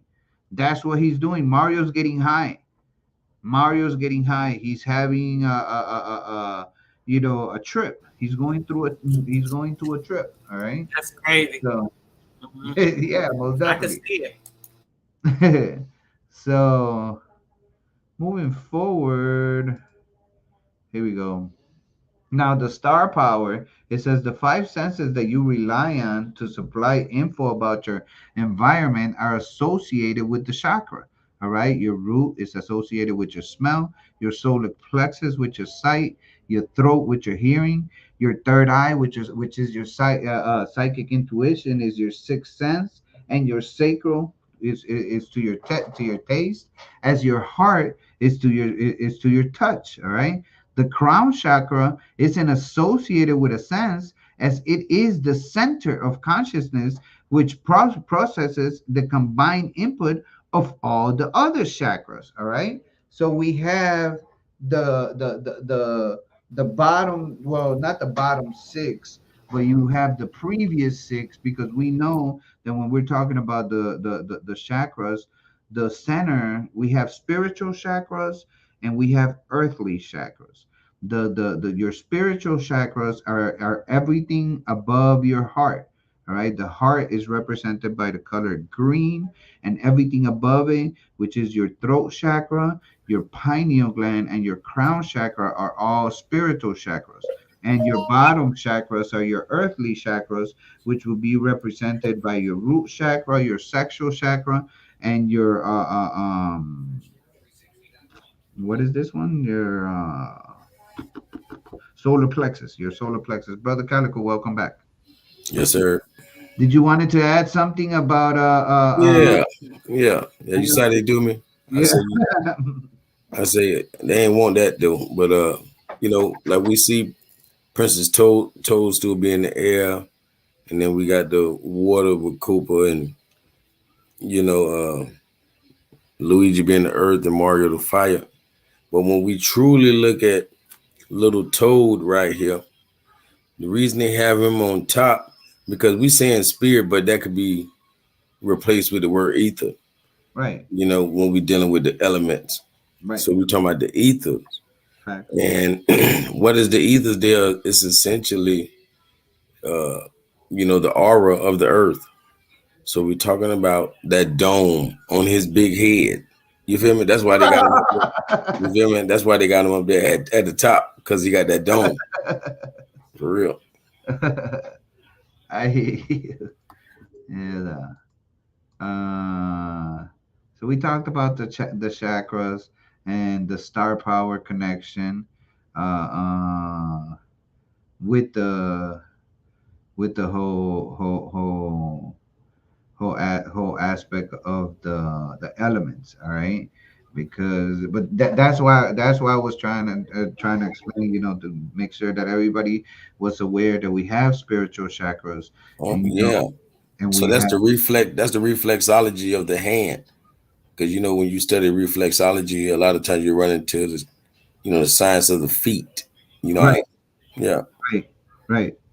Those are facts, right? And you see that your thumb is your ether, your index finger is your fire, your middle finger, I mean, your index finger is your air, your middle finger is your fire, your pinky is the earth. And what's the name of this here thing? Oh, that's the ring finger, and the ring finger is water. All right. So we see that connection, of the elements being combined, just like within the game when he goes on that whole trip or whatever, right? But let's look into the feather a little bit, because there is a feather that has a lot of symbology within the game. All right. You want to take this one, brother Calico? Yeah. Feathers have always been ubiquitous across a cornucopia of cultures, ranging from the West Indian celebration of Carnival to mainland America's indigenous dream catchers. Huh? That first image on the bottom. Right. And Super Mario Brothers dives into the occult with the veneration of such a sign and symbol. Facts, facts, facts. So we do see that this feather, it was one of the ones that they added onto like the third Super Mario 3 or whatever. But when it was brought into the game, there was a lot of power that came within that power up. It wasn't just a regular power up where you you ate the mushroom and you got big. No, this actually gave you abilities, that made you actually not even have to deal with the game. If you see within the gift that's repeating itself, he's literally bypassing everything else, just collecting the coins, getting what he can, bypassing everything else, and he's just flying straight through. And we find this power of the feather within all this other cultures. All right, like in Carnival, Hey, we have the Indians. And who do we have right here? What does he have right here on the very top of it? of Nova Drali. Yeah, but that's a fez. That's more of a turban. That's a turban, right? It's not Yeah, a yeah, fez, right? Okay. At yeah. the top, at Still, the top of the Noble Jew headdress. His headdress. Yeah. headdress, we find the feather. All right. So we could find it, like as stated, in a cornucopia of cultures. All right. You want to Hey, add something, brother? now I was just gonna say how like if a person is sagging their pants, then 999 times out of 1,000, then they're fool with it. You know what I mean? But 999 times out of 1,000, when you see a person with a feather in his cap or however in his hair or whatever, like you never see them acting a fool. You know what I mean? On no level. You don't see people put a feather in their hair or their headdress or whatever and just act stupid, which is a good thing. You feel me? For Most real. definitely. Most definitely. So it's gotta be some power. But I don't know if it's gonna do you like super like it does Mario and Luigi. Yeah. Right, right, right. Yeah. Yeah, I don't know if you're gonna fly off unless you try the shroom first, because Yeah. Yeah. that's the root of all evil, I guess, according to the game. You start off with the shroom, and then that's what is it that they trying to figure out if marijuana is the gateway drug, but Yeah. it appears like mushroom is the gateway drug. Mm. from True. True. That's true. call something a gateway. Huh? Oh no, we saying the gateway to the other realms. Yeah, You yeah, know, like it's like a portal. It opens up portals. Oh, right, right. But they say it's a gateway to like different drugs. That's what they try to say it is. right. Yeah, yeah, yeah, yeah. When they say it, they're trying No, to say that it's a gateway no, to the drug. That's how you get started. You start with a bro, cigarette, you know. bro. Your local clinic is the gateway to Right, drugs. clinic is the gateway. You know, the front doors to the clinic is the gateway to the drugs. You know, your local Walgreens, Right. CVS, all of that. Those are gateways to drugs. Any mental Right, mental Yeah, health. yeah, Tylenol. right, Tylenol. Yeah, but feathers. Feathers are power symbolism of hope and spiritual growth. A feather is a communicating from the higher heavenly realms. Flying represents being free. Birds fly at will, thus being symbolic of freedom. Humans dream being free to spread their angelic wings and feel the wind beneath. Birds represent good luck, prosperity, love, abundance of wealth, as well as knowledge. Crows, owls, ravens, cardinals, blackbirds, vultures, and sparrows can represent death, as they can bring messages of a loved one's death. These birds work with the spiritual world and they are known for renowned wisdom. Feathers are also associated with angels and demons. All right. Even though we know that, angels and demons are one and the same. So we see the correlation of the feathers from within the aspect. Like right here, this actually is. I would say these are the scales of Ma'at, because you have the feather right here, and you have the heart in the other one. You see that? And then obviously the feathers of a dragon represent wisdom, and just like the what is this thing? What is this bird called? The P. It starts with a P. Parrot, a parrot. No, you can, but that look like a quetzal. But you mean a peacock? A peacock. Yeah, the peacock. Now the peacock, But it's that's a quetzal, right? Oh, down there, down yeah, there, yeah. down Oh there. no, yeah, yeah, on right here on the top left, yeah, yeah, this a quetzal. Now I'm talking about the peacock at the bottom next to the dragon. Yeah, with the Buddha and the when Buddha reaches the state of Buddha, he's represented by the peacock. All right. So let's look a little bit into Yoshi, because Yoshi is the one that catches like the shitty end of the stick in the game. It says if I were to ask you to name a bad reptilian in Super Mario Brothers, several of the usual suspects will come to mind. However, not all reptilians are bad. In fact, Yoshi is only a prime example of a good reptilian, but also an example of how the real bad guy wasn't a reptilian at all, but rather a troglodyte. A troglodyte. All right. For starters, Mario rides Yoshi, but the apparatus on Yoshi's back is not a saddle, but rather a shell. All right. So we see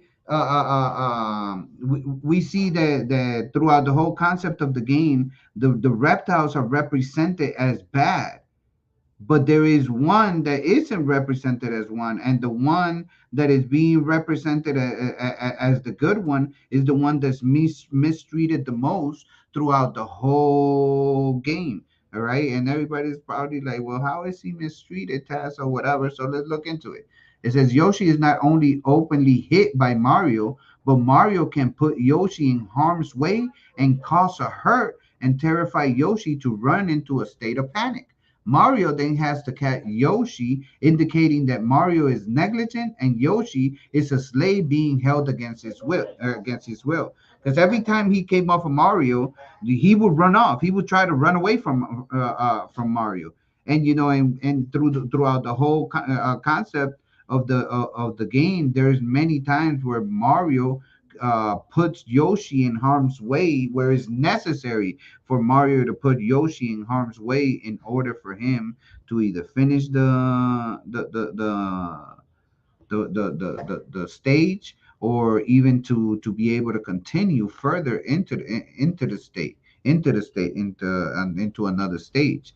All right, but we will see that in the next slide. It says Yoshi is also forced to store miscellaneous things in his mouth for long periods of time. If held for too long, Yoshi will spit them out as a practice. As this practice is painful to him, he can't just hold the things at all times. All right.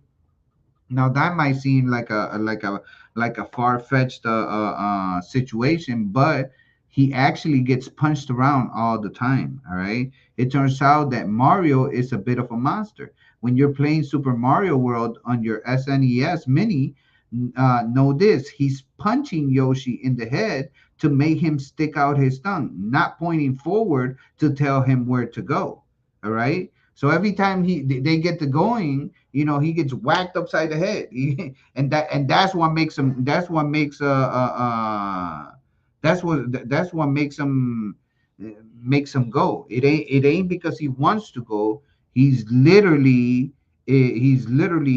being abused into, you're gonna take me here, and I'm forcing you to take me here. And since you don't want to move, I'm gonna punch you upside your head, and that's how I'm gonna get you to go. You want to add something, brother Calico, before I go to the next one? No, I'm with you. Keep going. So that gives us the aspect of, the propaganda versus the reality of what really happens to Yoshi throughout the process of the game. All right. Now, it was confirmed through Mario was originally punching Yoshi. It says among Nintendo fans, there has been a dispute as to whether Mario was telling Yoshi to to get something, or smacking the character in the head. According to Nintendo, Mario was originally punching Yoshi, causing the character's tongue to shoot out in surprise. Yes, Mario was originally punching Yoshi in the head. It's childhood ruin. Lots of people think that while Mario is pointing his finger forward, he's saying go, and Yoshi's tongue comes out. Hino said in an interview with Nintendo official site, translated by Kotaru. All right, so it's not just like a coincidence, or anything. The actual creators of the game, they confirmed that originally, that's what he was doing. He was getting, punch in the head. In the same way, Yoshi was also used as a sacrifice for Mario's personal gain, like I previously said. This was done when it was convenient for Mario, and for Mario, the egomaniac superhero, right? There was a lot of times that he just couldn't make that jump. So he had to jump with Yoshi, and then jump off of Yoshi and sacrifice him. And I know it sounds it's like Taz. It's a game, bro. Yoshi's really not dying. He comes back. Right. It is a game, but remember who is playing these games. Who is being shown that it's okay, that sometimes you gotta sacrifice certain aspects of whatever, if you wanna achieve what you want, and that's good and dandy or whatever. But how is our children supposed to be able to determine what's okay to sacrifice, and was just went too far? Like, damn, you done sold your soul just to get this whatever, and hey, it's what, I'm not saying that's what happened, but it is not far-fetched, especially this being a children's game, because it's supposed to be showing us something completely different, when in reality it's showing us nothing but complete betrayal. All right. Right here is when where I'm showing the whole concept of how he's jumping off of Yoshi and sacrificing him to be able to get to certain aspects of the game. Now it says Yoshi poops X out, throws it with baby Yoshi inside of it. All right, that's another part of the game that is being shown. If he's laying eggs, common sense would tell you, that the eggs are a representation of him. So the she is, literal. Like it's yo she. It's really a Yoshi. girl. You feel me? Because she got eggs. Well, that brings it even to another concept then, because it's like now it's not only being a sacrifice, but it's being a female sacrifice. Yeah, and yo means God. You know, I like was gonna like say in, yo meant something. yeah, like Johannan and all that. Where we get names like John.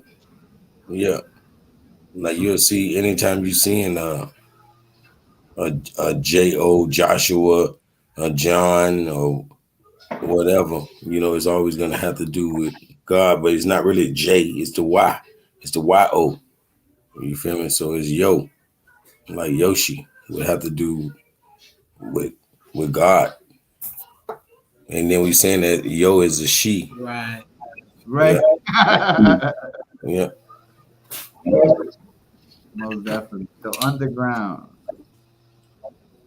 Uh, well, I'm gonna leave it up to you, sis. I don't wanna because there's still we're on slide 46. We're about to hit the 2 hour mark, and there's still 46 You are pictures. you kind of tired? If you're tired, I can keep. I want you to finish unless you tired. We can finish Oh, no, another no, no! I time. wanted to make It's sure up it to was you, brother. cool with I'm you. okay. I'll finish the whole presentation out. I Yeah. wanted to make sure that Yes, it you're was doing cool great. I with appreciate it. I'm a little tired, but I'm you. Okay, good. I'm hanging. I'm with it. I'm listening. okay, cool, cool, cool. So let's look into underground then, because underground is one of the biggest concepts that where we see all this god of war coming into battle with as always they gotta make the reptile the bad guy or whatever. But King Koopa, like all reptilians who aspire for world domination, started from the bottom. He lived underground in hollow earth.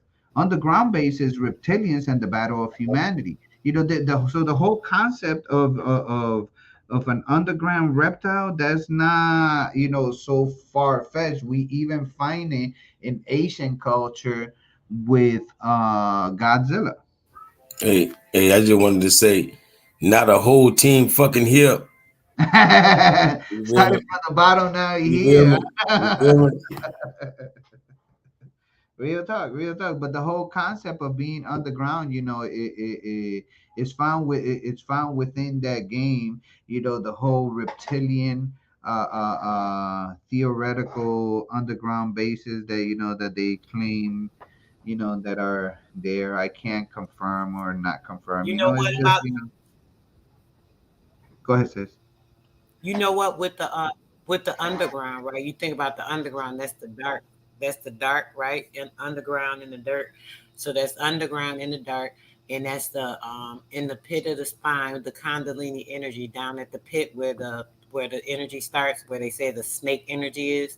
When you just said that about the reptile, so that's that snake energy rising, the Kundalini energy rising. She just went straight to the 3 point line and just let it loose. Like, listen, hold on, you missed this part. Watch this 3 pointer. Yeah, that those are facts, sis. Those are facts. I mean, I wasn't even looking at it that way, but I mean, when you do look at it, what color represents the underground? Red. What color represents the base of our chakras?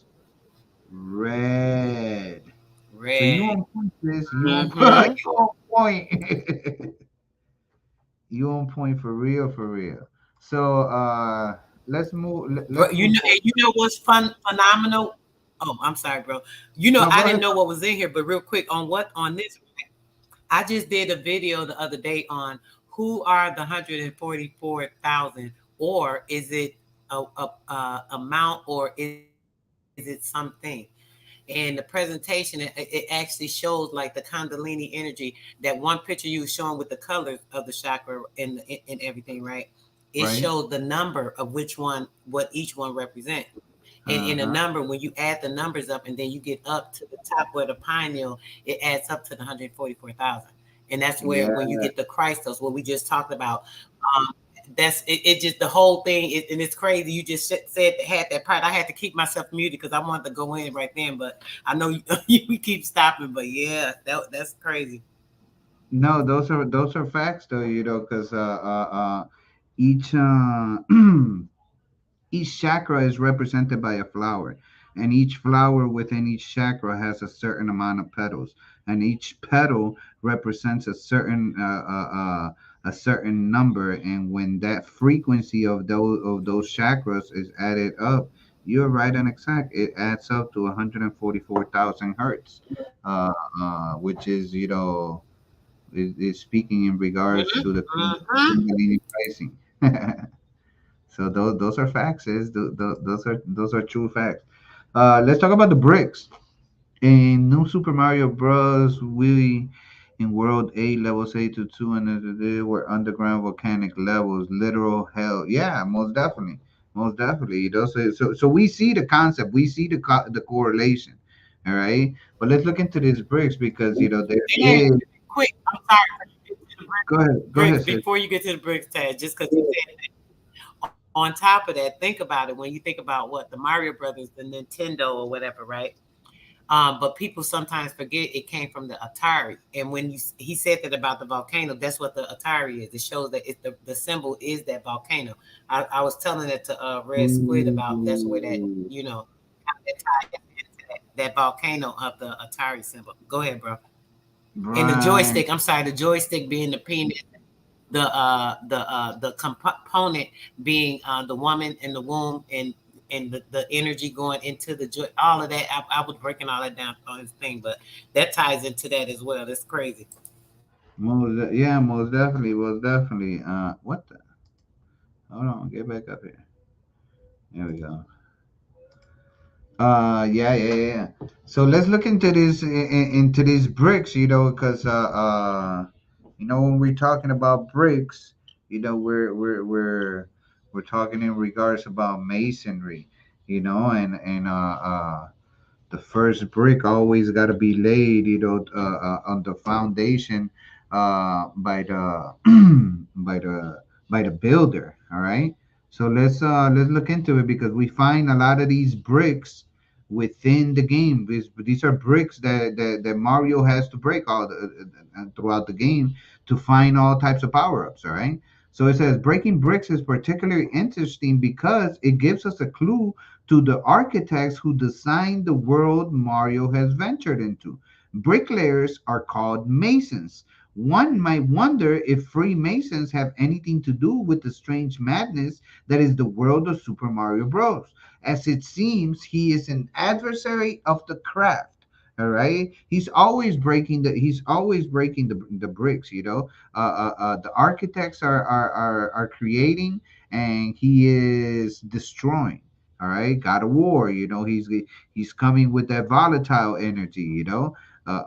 He's a hammer. A hammer.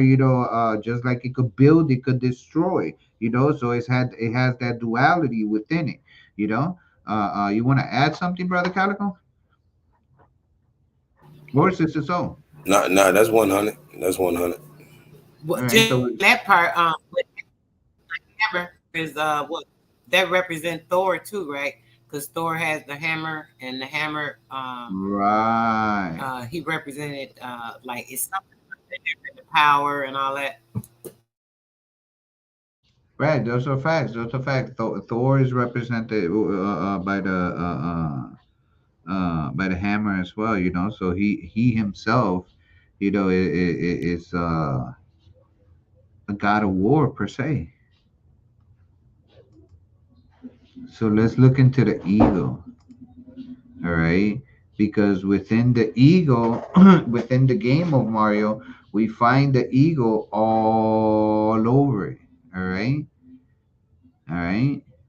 As we could see, this is the movie, the first movie that was create that was created out of the game. It says, like the square and compass symbol, the double-headed eagle motif is one of the 32-degree Scottish Rite Freemasonry most recognizable symbols. In the 1993 Super Mario Bros. Movie, the King Throne has a Masonic symbol that also oddly fits into the movie's cover, indicating the word Mason and not Mario. All right. So now we see that you know that there is some type of hidden they do say that signs and symbols are for the conscious minds, and if you aren't paying attention, or if you aren't keen to these aspects of the movie. Now I'm going to tell you, I watched this movie plenty of times, and until the building of this PowerPoint, it wasn't something that I had noticed before that. And I had watched that Super Mario movie, probably not, a whole bunch of times, but enough where I should have maybe noticed it, or maybe I did notice it, but I didn't care in regards about it. So so it's more of a concept where you're like, whoa, once you see it, you're like, why why would that be there? What is the concept of it? You know what I mean? You want to add something, Calico? No, no, I understand what you're saying. It just wasn't prevalent, to us. Right, most definitely. So so that was something that was very peculiar within the movie Super Mario Bros. All right, so let's look at these turtles, because we also have uh, uh, a lot of turtles within the game. All right. It says, well, the turtle is a bad reptilian in Koopa's kingdom. The turtle is revered in Native American mythology. Turtle Island is a name for the earth or for North America, used by U.S. indigenous and First Nations people and by some indigenous rights activists. The name is based on a common North American indigenous creation story. All right, and like Brother Calico said, expect the whole Turtle Island to be explained thoroughly, so much where it's going to be Turtle Islands. All right. It's a concept that once the presentation is finished and well put together, you guys might enjoy that as well. There's going to be a lot of awe moments within it, and subscribe. Make sure that you check out our channels. You can find me under the Taz Show and the Calico for him as well. And thank you again, for Sister Soul for allowing us to grace her platform with our information. I appreciate it. And if you could, Calico, could you put the links, if you have your links, to put them in a private chat Yeah, to the I got chat? you. Yeah. So in Super Mario Sunshine, there is actually a Turtle Island within the Nintendo GameCube. All right, within the Nintendo GameCube. All right.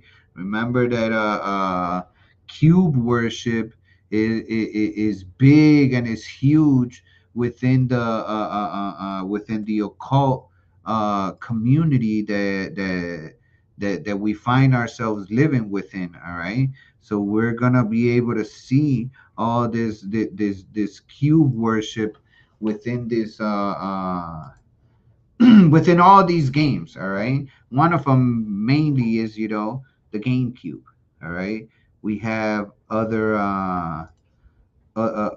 ones that we could talk about, but I actually have a presentation that I'm gonna bring down in regards about uh, the symbology of cubes and where we find them all together, but that will be at another presentation. But within this game, Super Mario Sunshine, there is an actual Turtle Island, so the concept is not it's even found within the game, not just as previously stated, just within certain indigenous or First Nations. All right. Now, the turtle is a symbol of another Masonic secret society. All right. The Fabian Society, whose motto is "When I strike hard." If Mario gets a turtle shell, he can kill multiple opponents with one blow. The only other power in the game with the same effect is the star. All right.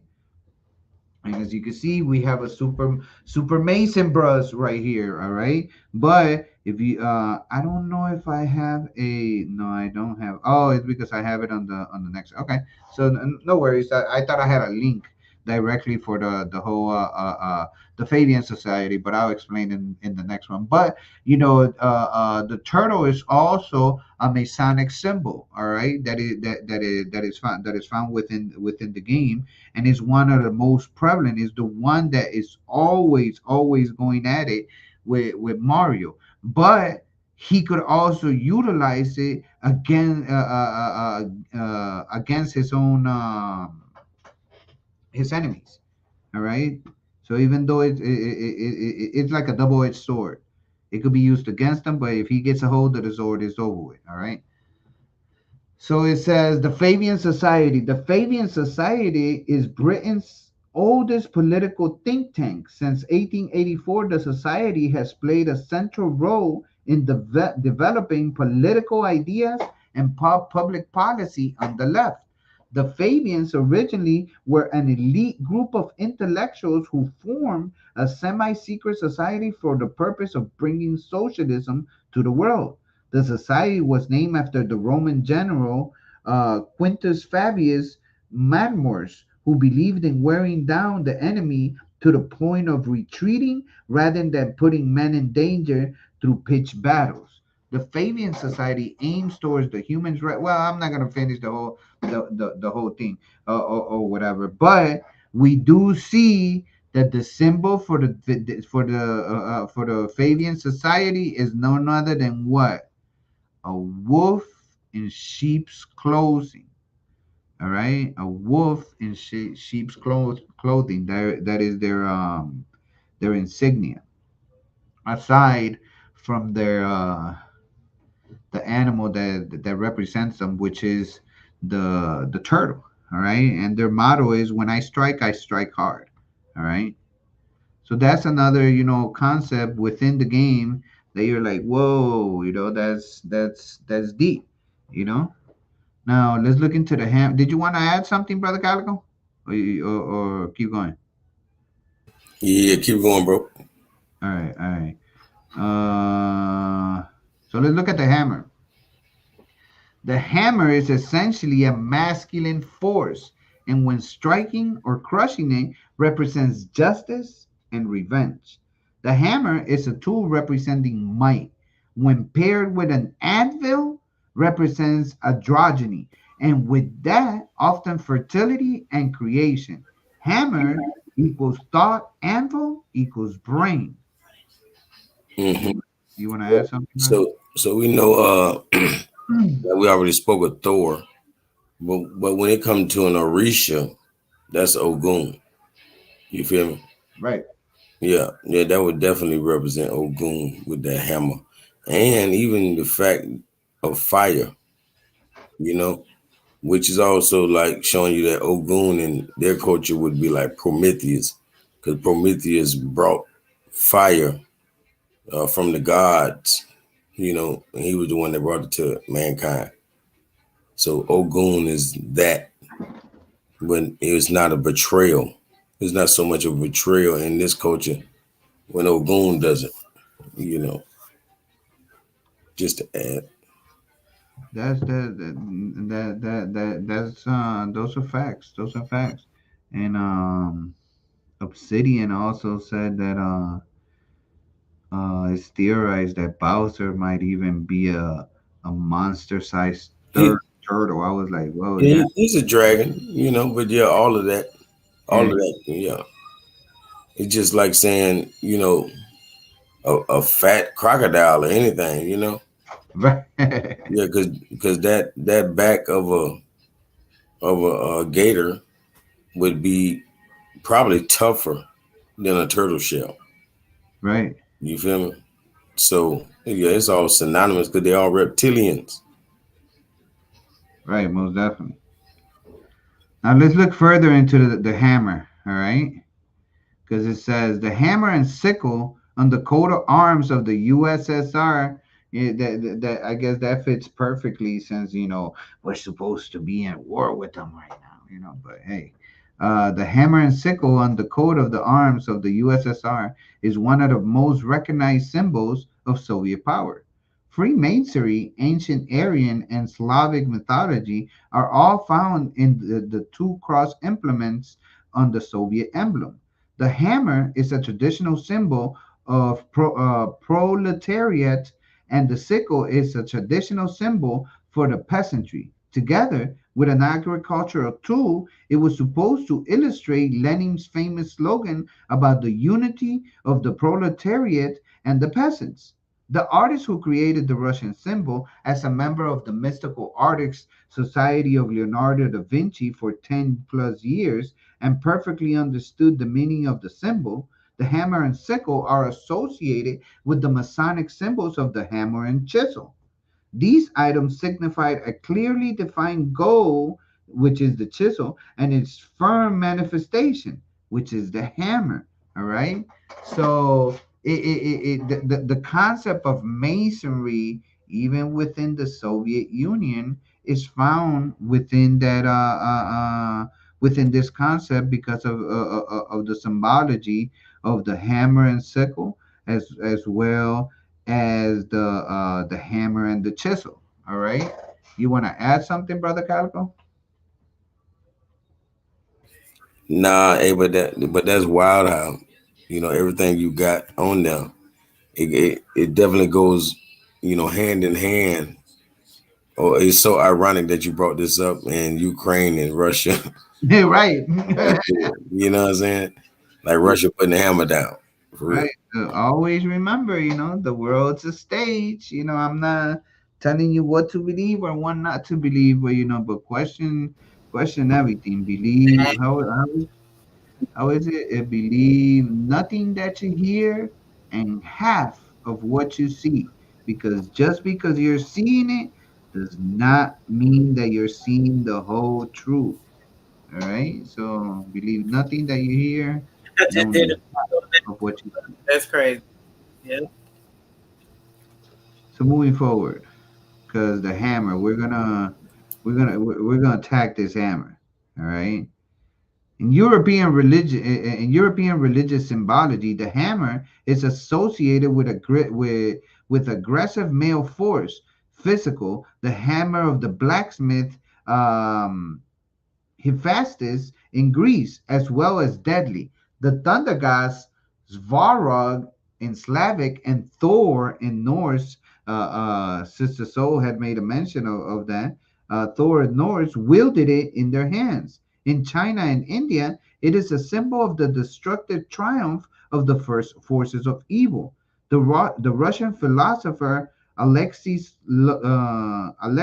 Losev gave the following assessment of the crest. It is a symbol that propels the masses and is not merely a symbol, but is a constructive technical principle for human actions and volitions. All right. So we see that the hammer is found everywhere. It's found everywhere, and this whole story, this concept of creation, destruction, coming from the hammer, that androgyny that is found within the hammer. We find it in a lot of concept, and Sister Soul had mentioned even one, with Thor, and the hammer that he wields all the time. All right. So you want to add something, Brother Calico?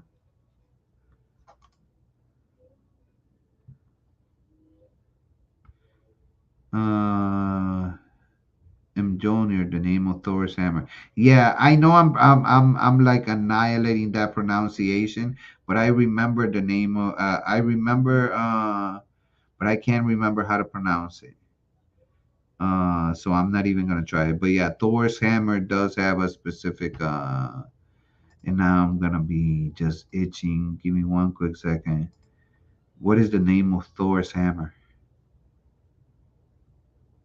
According to Encyclopedia Britannica, Mjolnir, Old Norse Mjolnir, in Norse mythology, the hammer of the thunder god, Thor, and the symbol of his power.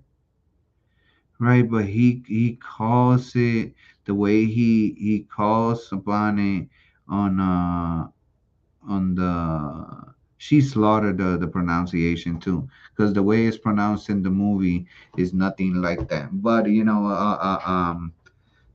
those are facts though. I thought it was gonna give me a better aspect of what it was. Mjolnir? Huh? Is it Mjolnir? Yeah, it's something of that around that nature. I'll look it up later just because it's gonna eat me alive if I don't.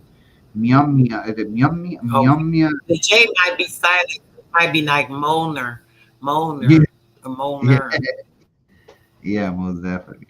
But let's look into this checker floor. All Minor. right, Five said it's minor. minor, minor, malnear. Yeah. But you guys get the point. But let's look into this checkerboard floor because we find it everywhere.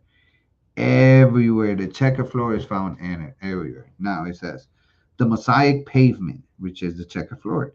The black and white checker floor has existed in temples since the times of ancient Egypt.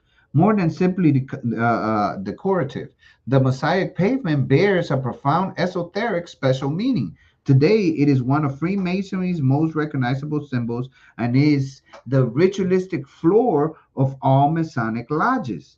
The pavement is the area on which initiations occur and is emblematic of human life, checkered with good and evil. All right. So it's a so from what is from the knowledge that is out there in regards about it. I'm not a Mason. I'm not pretending to be a Mason. This is just based on concepts that are out there in regards about it. If anybody wants to look into a great book, I would. Oh, it's not gonna.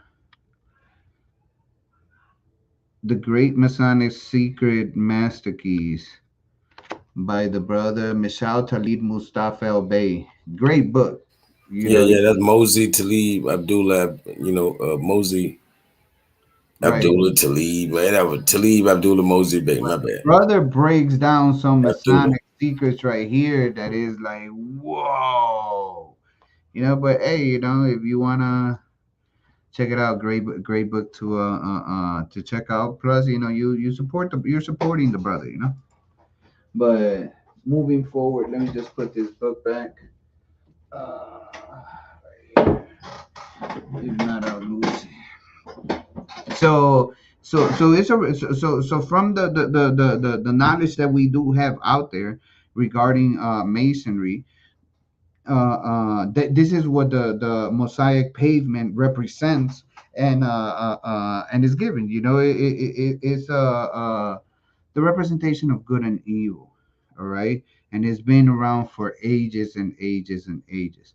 So we find that within the game. All right, the introduction to the Super Mario Bros. 3 game literally sets the stage for Masonic mayhem. The very first thing you see is a Masonic stage equipped with iconic cherry red curtain and checkerboard floor. All right. Does everybody remember?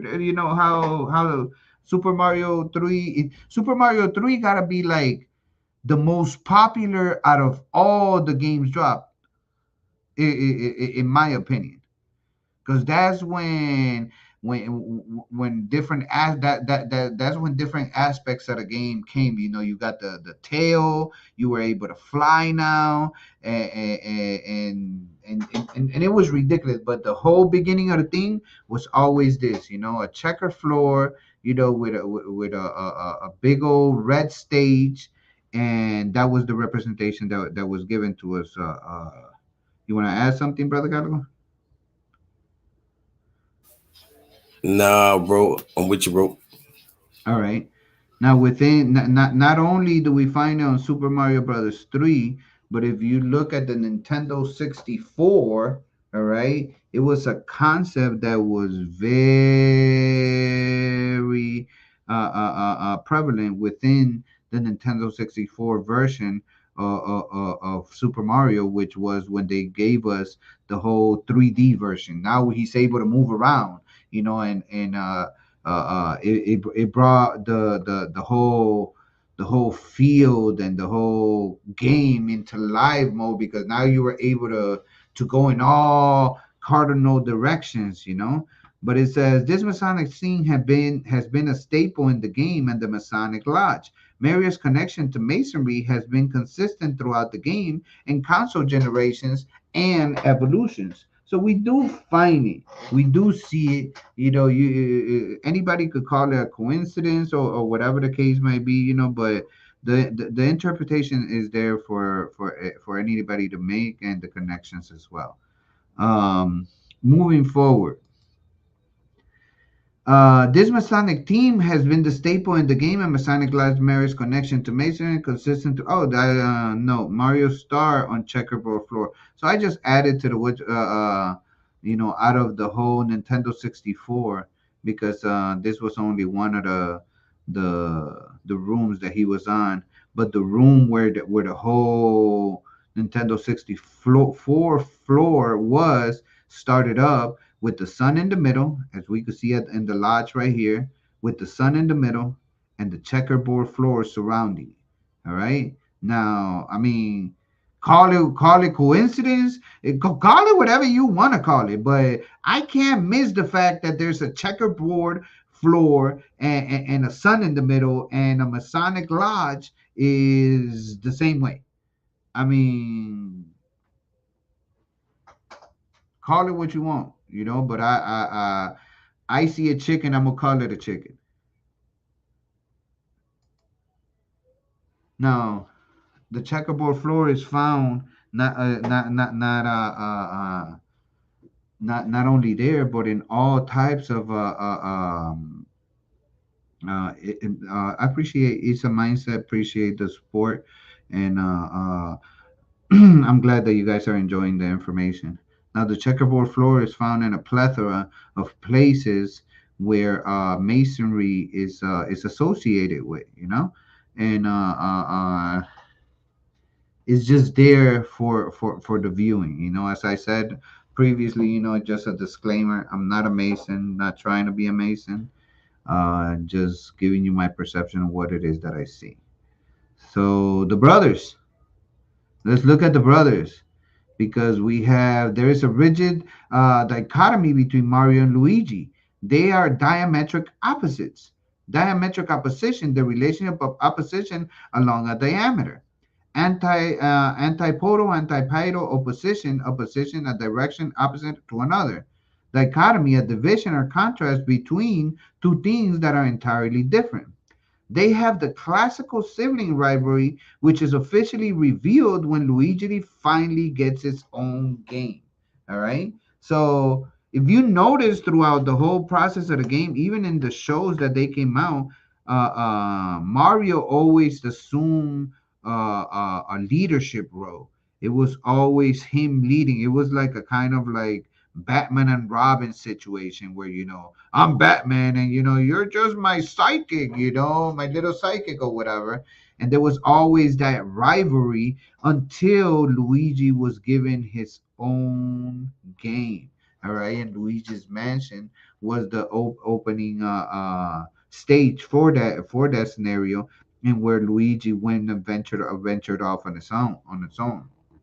Now, when we see it, Mario was the first, Luigi was the last.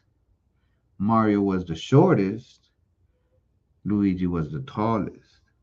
Mario was the fattest because he was always plumpy, and Luigi was always skinny. Now, Mario was represented by red, and Luigi was represented by Abel. All right. So what are you trying to get at, Taz? Well, look at the story of. Let's start with Cain and Abel.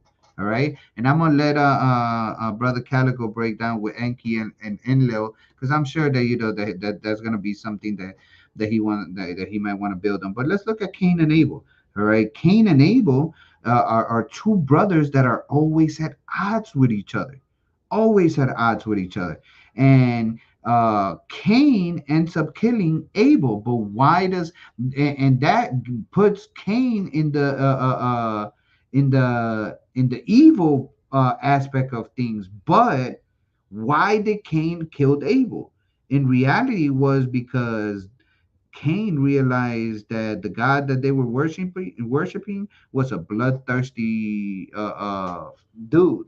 You know why was he bloodthirsty? Because he didn't like Cain's presence of the green fruit, the green vegetables, the fruits, and all that stuff that come from the earth.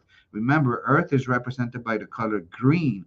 Luigi is the color green. All right. So every time there was an offering from Cain to God, it was always in something natural, something that involved Mother Earth. It was fruit, it was some herbs, it was something from the earth. When it was Abel, Abel was bringing that blood. He was just bringing a knife and he was ready to slice something. I know my God. My God wants some blood, and if I don't spill no blood, he ain't gonna be happy. And every time Abel spilled some blood, that's when he was satisfied. And my and and I hope I'm not giving nobody. I'm not being disrespectful. I'm only offering you my view on what I'm seeing. All right, I'm gonna skip over Enki and Enlil, and I'm gonna go into Thor and what's his name? Oh my God, I can't think of his name. The mischief god, the god of mischief. What, Loki or something? Loki.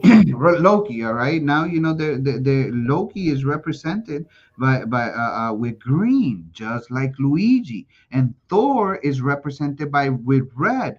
Well, red and blue, and so is Mario. Mario has Hey, a red outfit with blue overalls. All right, and that's exactly what Thor is represented with. Remember, Mario means hammer, and Thor has a hammer, and Thor is supposedly the good guy, but nobody tells the story about how Loki was stolen. He was just what was it? They felt sorry for him. We done killed your peoples. We done conquered all your peoples, and now you're the last one left. I'm gonna raise you on my own. It's the story of who was it in the Bible that they found in the river, and he was raised in Egypt, and then he was like, let my people go. Like Moses. No, not Moses.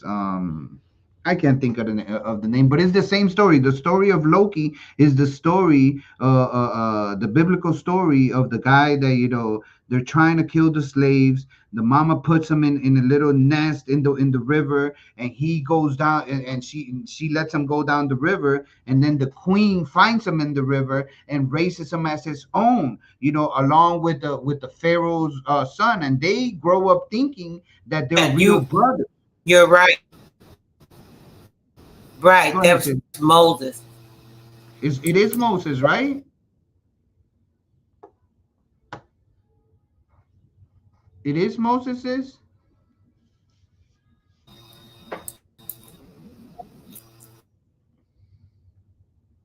I'm Yeah, Moses. sorry. Yes, it is you're talking about. Okay, cool, cool, cool. Well, in that story, you see the whole concept of Thor and his brother, because he was, they went and destroyed his people, and then Odin's son, he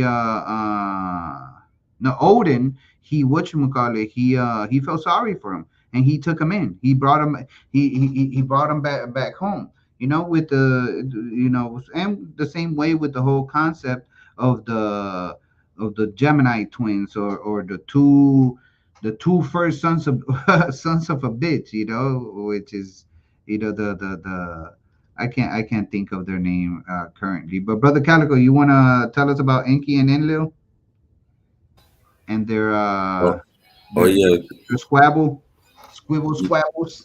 yeah. It's pretty much like how if you really want to be honest, because Enlil represents like the earth, or like he's the god of the earth. And that just means the terror or the land itself. But we know the earth is majority water. And what is Enki? Enki is the god of the Abzu, which is the abyss, or the water, so to speak. So, you know, who wins in that battle of the water and the earth? In times of Atlantis and Lemuria, we see that the water will win. It does win because every part of the earth has been underwater. Right. You know, Hey, those are facts. Those are facts. But we see this concept, all over the place. All right. We see the concept within all these stories, that they given us to entertain us. All right.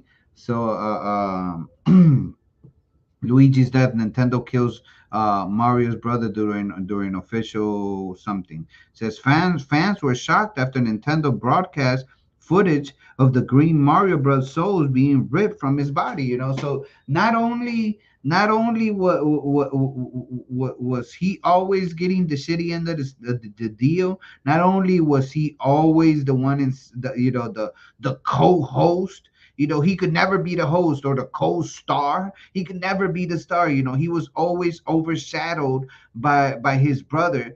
But just like Cain and Abel, in the end, they offed his ass too. Even in the end, they offed his ass too. So he took the whole shabam when it came to the city end of the stick. you know she said I always rooted for Enki. Most definitely. So in these concepts that they're giving us, we see that what is being represented as bad is not really bad, and what is being represented as good is not really good. All right, we find this in all aspects of anything. Doesn't matter if it's Batman. Batman is not the good guy. The Joker is the good guy. Believe it or not, go if you haven't watched the story of who Joker really is. You know, I would have tried to kill Batman too. I would have tried to kill Batman too. I would have been at his whole generation. I would have been at his.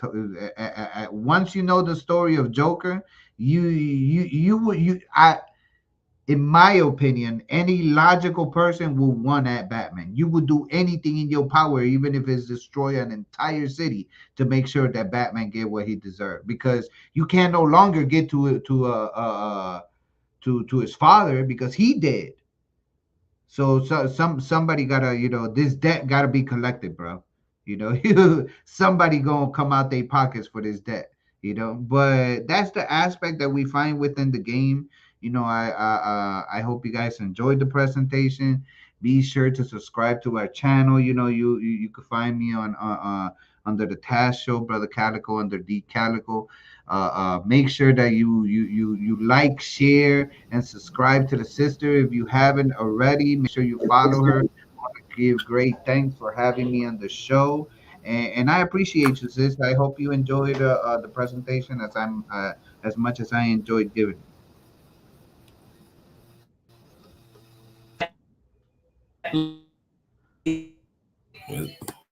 Stop. I was glad you weren't too tired. I know we did it pretty late.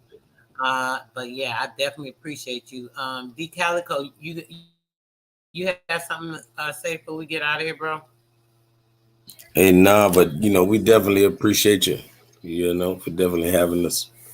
And they already, I mean, you already know, like it's definitely gonna be more of that because we rock with the sister. You know what I'm saying? So, hey, for real, I'm gonna definitely share this on my channel. Not the video, but as far as sharing the link or whatever on my channel, so that anybody that just follow me and don't know about Sister Soul, they can follow you too. You feel me? And we definitely appreciate you, sister. bro. Yes, definitely. You already know. We always had some good builds, and it's been a minute, so it was nice. It was nice, and you brought Tam. Pleasure meeting you, brother. Yeah. Appreciate you, and yeah, we definitely gonna do this again.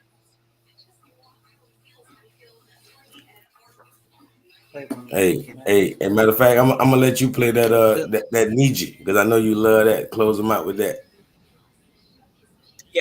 That's one of my favorites. Let's do that one. Yeah, you be turning up on that. It's jamming too. Yeah, you know that's fire. Man, it's a lot of them that's like, oh, these be putting the heat. I like that song you got too. Now that's a good one. Yes, ma'am. Play that again. Play that again. All right, yeah, let's play our boy. Is this the right? Nope, that's not the right song. Hold on, guys. I got to plug that to the Bluetooth so we get a good clear one going. Now, yeah, guys, I appreciate this. This was like this presentation in itself was like awesome. I didn't expect it to have so much information, and what was crazy is how it tied into a lot of the things I've been doing this week. It's like so much confirmation of how this stuff just being sequenced. It's always a sequence. But yeah, peace, love, blessings, my chat. All y'all, everybody, I didn't really chat with y'all much, but appreciate y'all. Y'all already know y'all fire, y'all everything. Y'all always coming with the right remarks. Y'all know what to say. Y'all got some heat to come bring with it to add to the fire, and I love that. So yeah, let's get it. Y'all have a great one.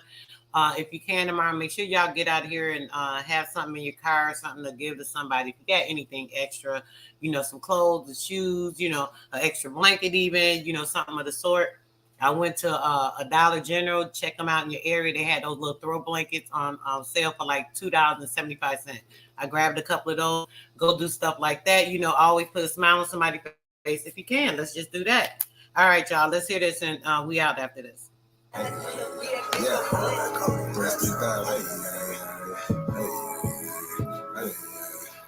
It's that fire right here. My child, so what's happening? Government and all y'all cross the line, so what's happening? My ass everywhere like you cross the line, so what's happening? We original, y'all GMO. Original. I need you. Oh yeah, I need you. I do this for my need you. I need you. I do this for my need you. Should've left me where I was, cause I ain't never scared. Took that little ice off my neck for this earth. My nation, my need you, someone the world said. Real Americans, still pure blood, we thoroughbred. I'm like, let my people go and just take me instead. When it's red or blue pill, I'm only choosing red.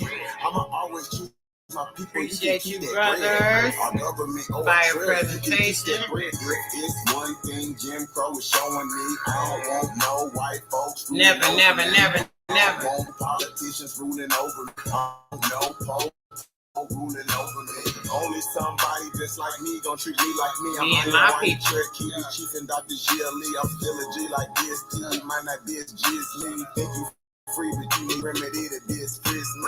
I'm from the hood, I'm still waking up my people. Wake up. When it comes to fashion, that's my fire right here. When it comes to music, the whole world wanna be like us. When it comes to dancing, the whole world wanna be like us. Higher. Sports, y'all can't fuck with us. Rhythm, know we killing y'all. Anything involve a ball. Mentally, we figured out the cause. We part of all of that, yeah. We made it that shit. It feed off us, all our energy. Think it's a game. All our shit, artifacts and relics, still keeping us away from it. When they say it was a long time ago, that's racist shit. Y'all holding and keep stolen shit. We don't need y'all holding it. Stolen land. Our technology, controlling it. David, everything you got, but you can't put no soul in it. We got the original soul, part of the ether. Everything is not what it seems, but I'm killing it. Can you afford to pay attention who you living with? Now they trying to mandatory back you get. Hell no. Back off my Nietzsche, I'm peeping y'all tactics. This ain't no Earth war, this is galactic. Galactic. And God's warming up like practice. We gonna put arrows on your chest like that. Mongoloids can't style like us, them fake natives ain't wild like us. They ain't got a soul, destiny as a child like us. Nobody power like us, nobody peace pop like us. Boxing, y'all can't fight like us. Nobody lost they right like us. Wake 'em up, I'm in the way. Say too much, I'm in the way. They trying to kill us anyway, so listen what I'm finna say. Everybody, our kids, we raised y'all anyway. What that simply finna say, everybody ain't here to stay. Issue with us or against us. Ain't no playing with this shit, y'all. Being not a human being, fucking 1492, but all my allies, what it do? Renegade got kicked for days, be careful, I advise you to. Yeah, my job of upper mind, so what's happening? Government and all y'all cross the line, so what's happening? Cross the line, so what's happening? We original, y'all keep Original. Yeah. Yeah. I do this for my niche. I do this for my niche. All day, every day. Do it for y'all, putting that info out. Got the brothers came through and dropped it as well. Make sure y'all have a good one. Love, blessings, and we out.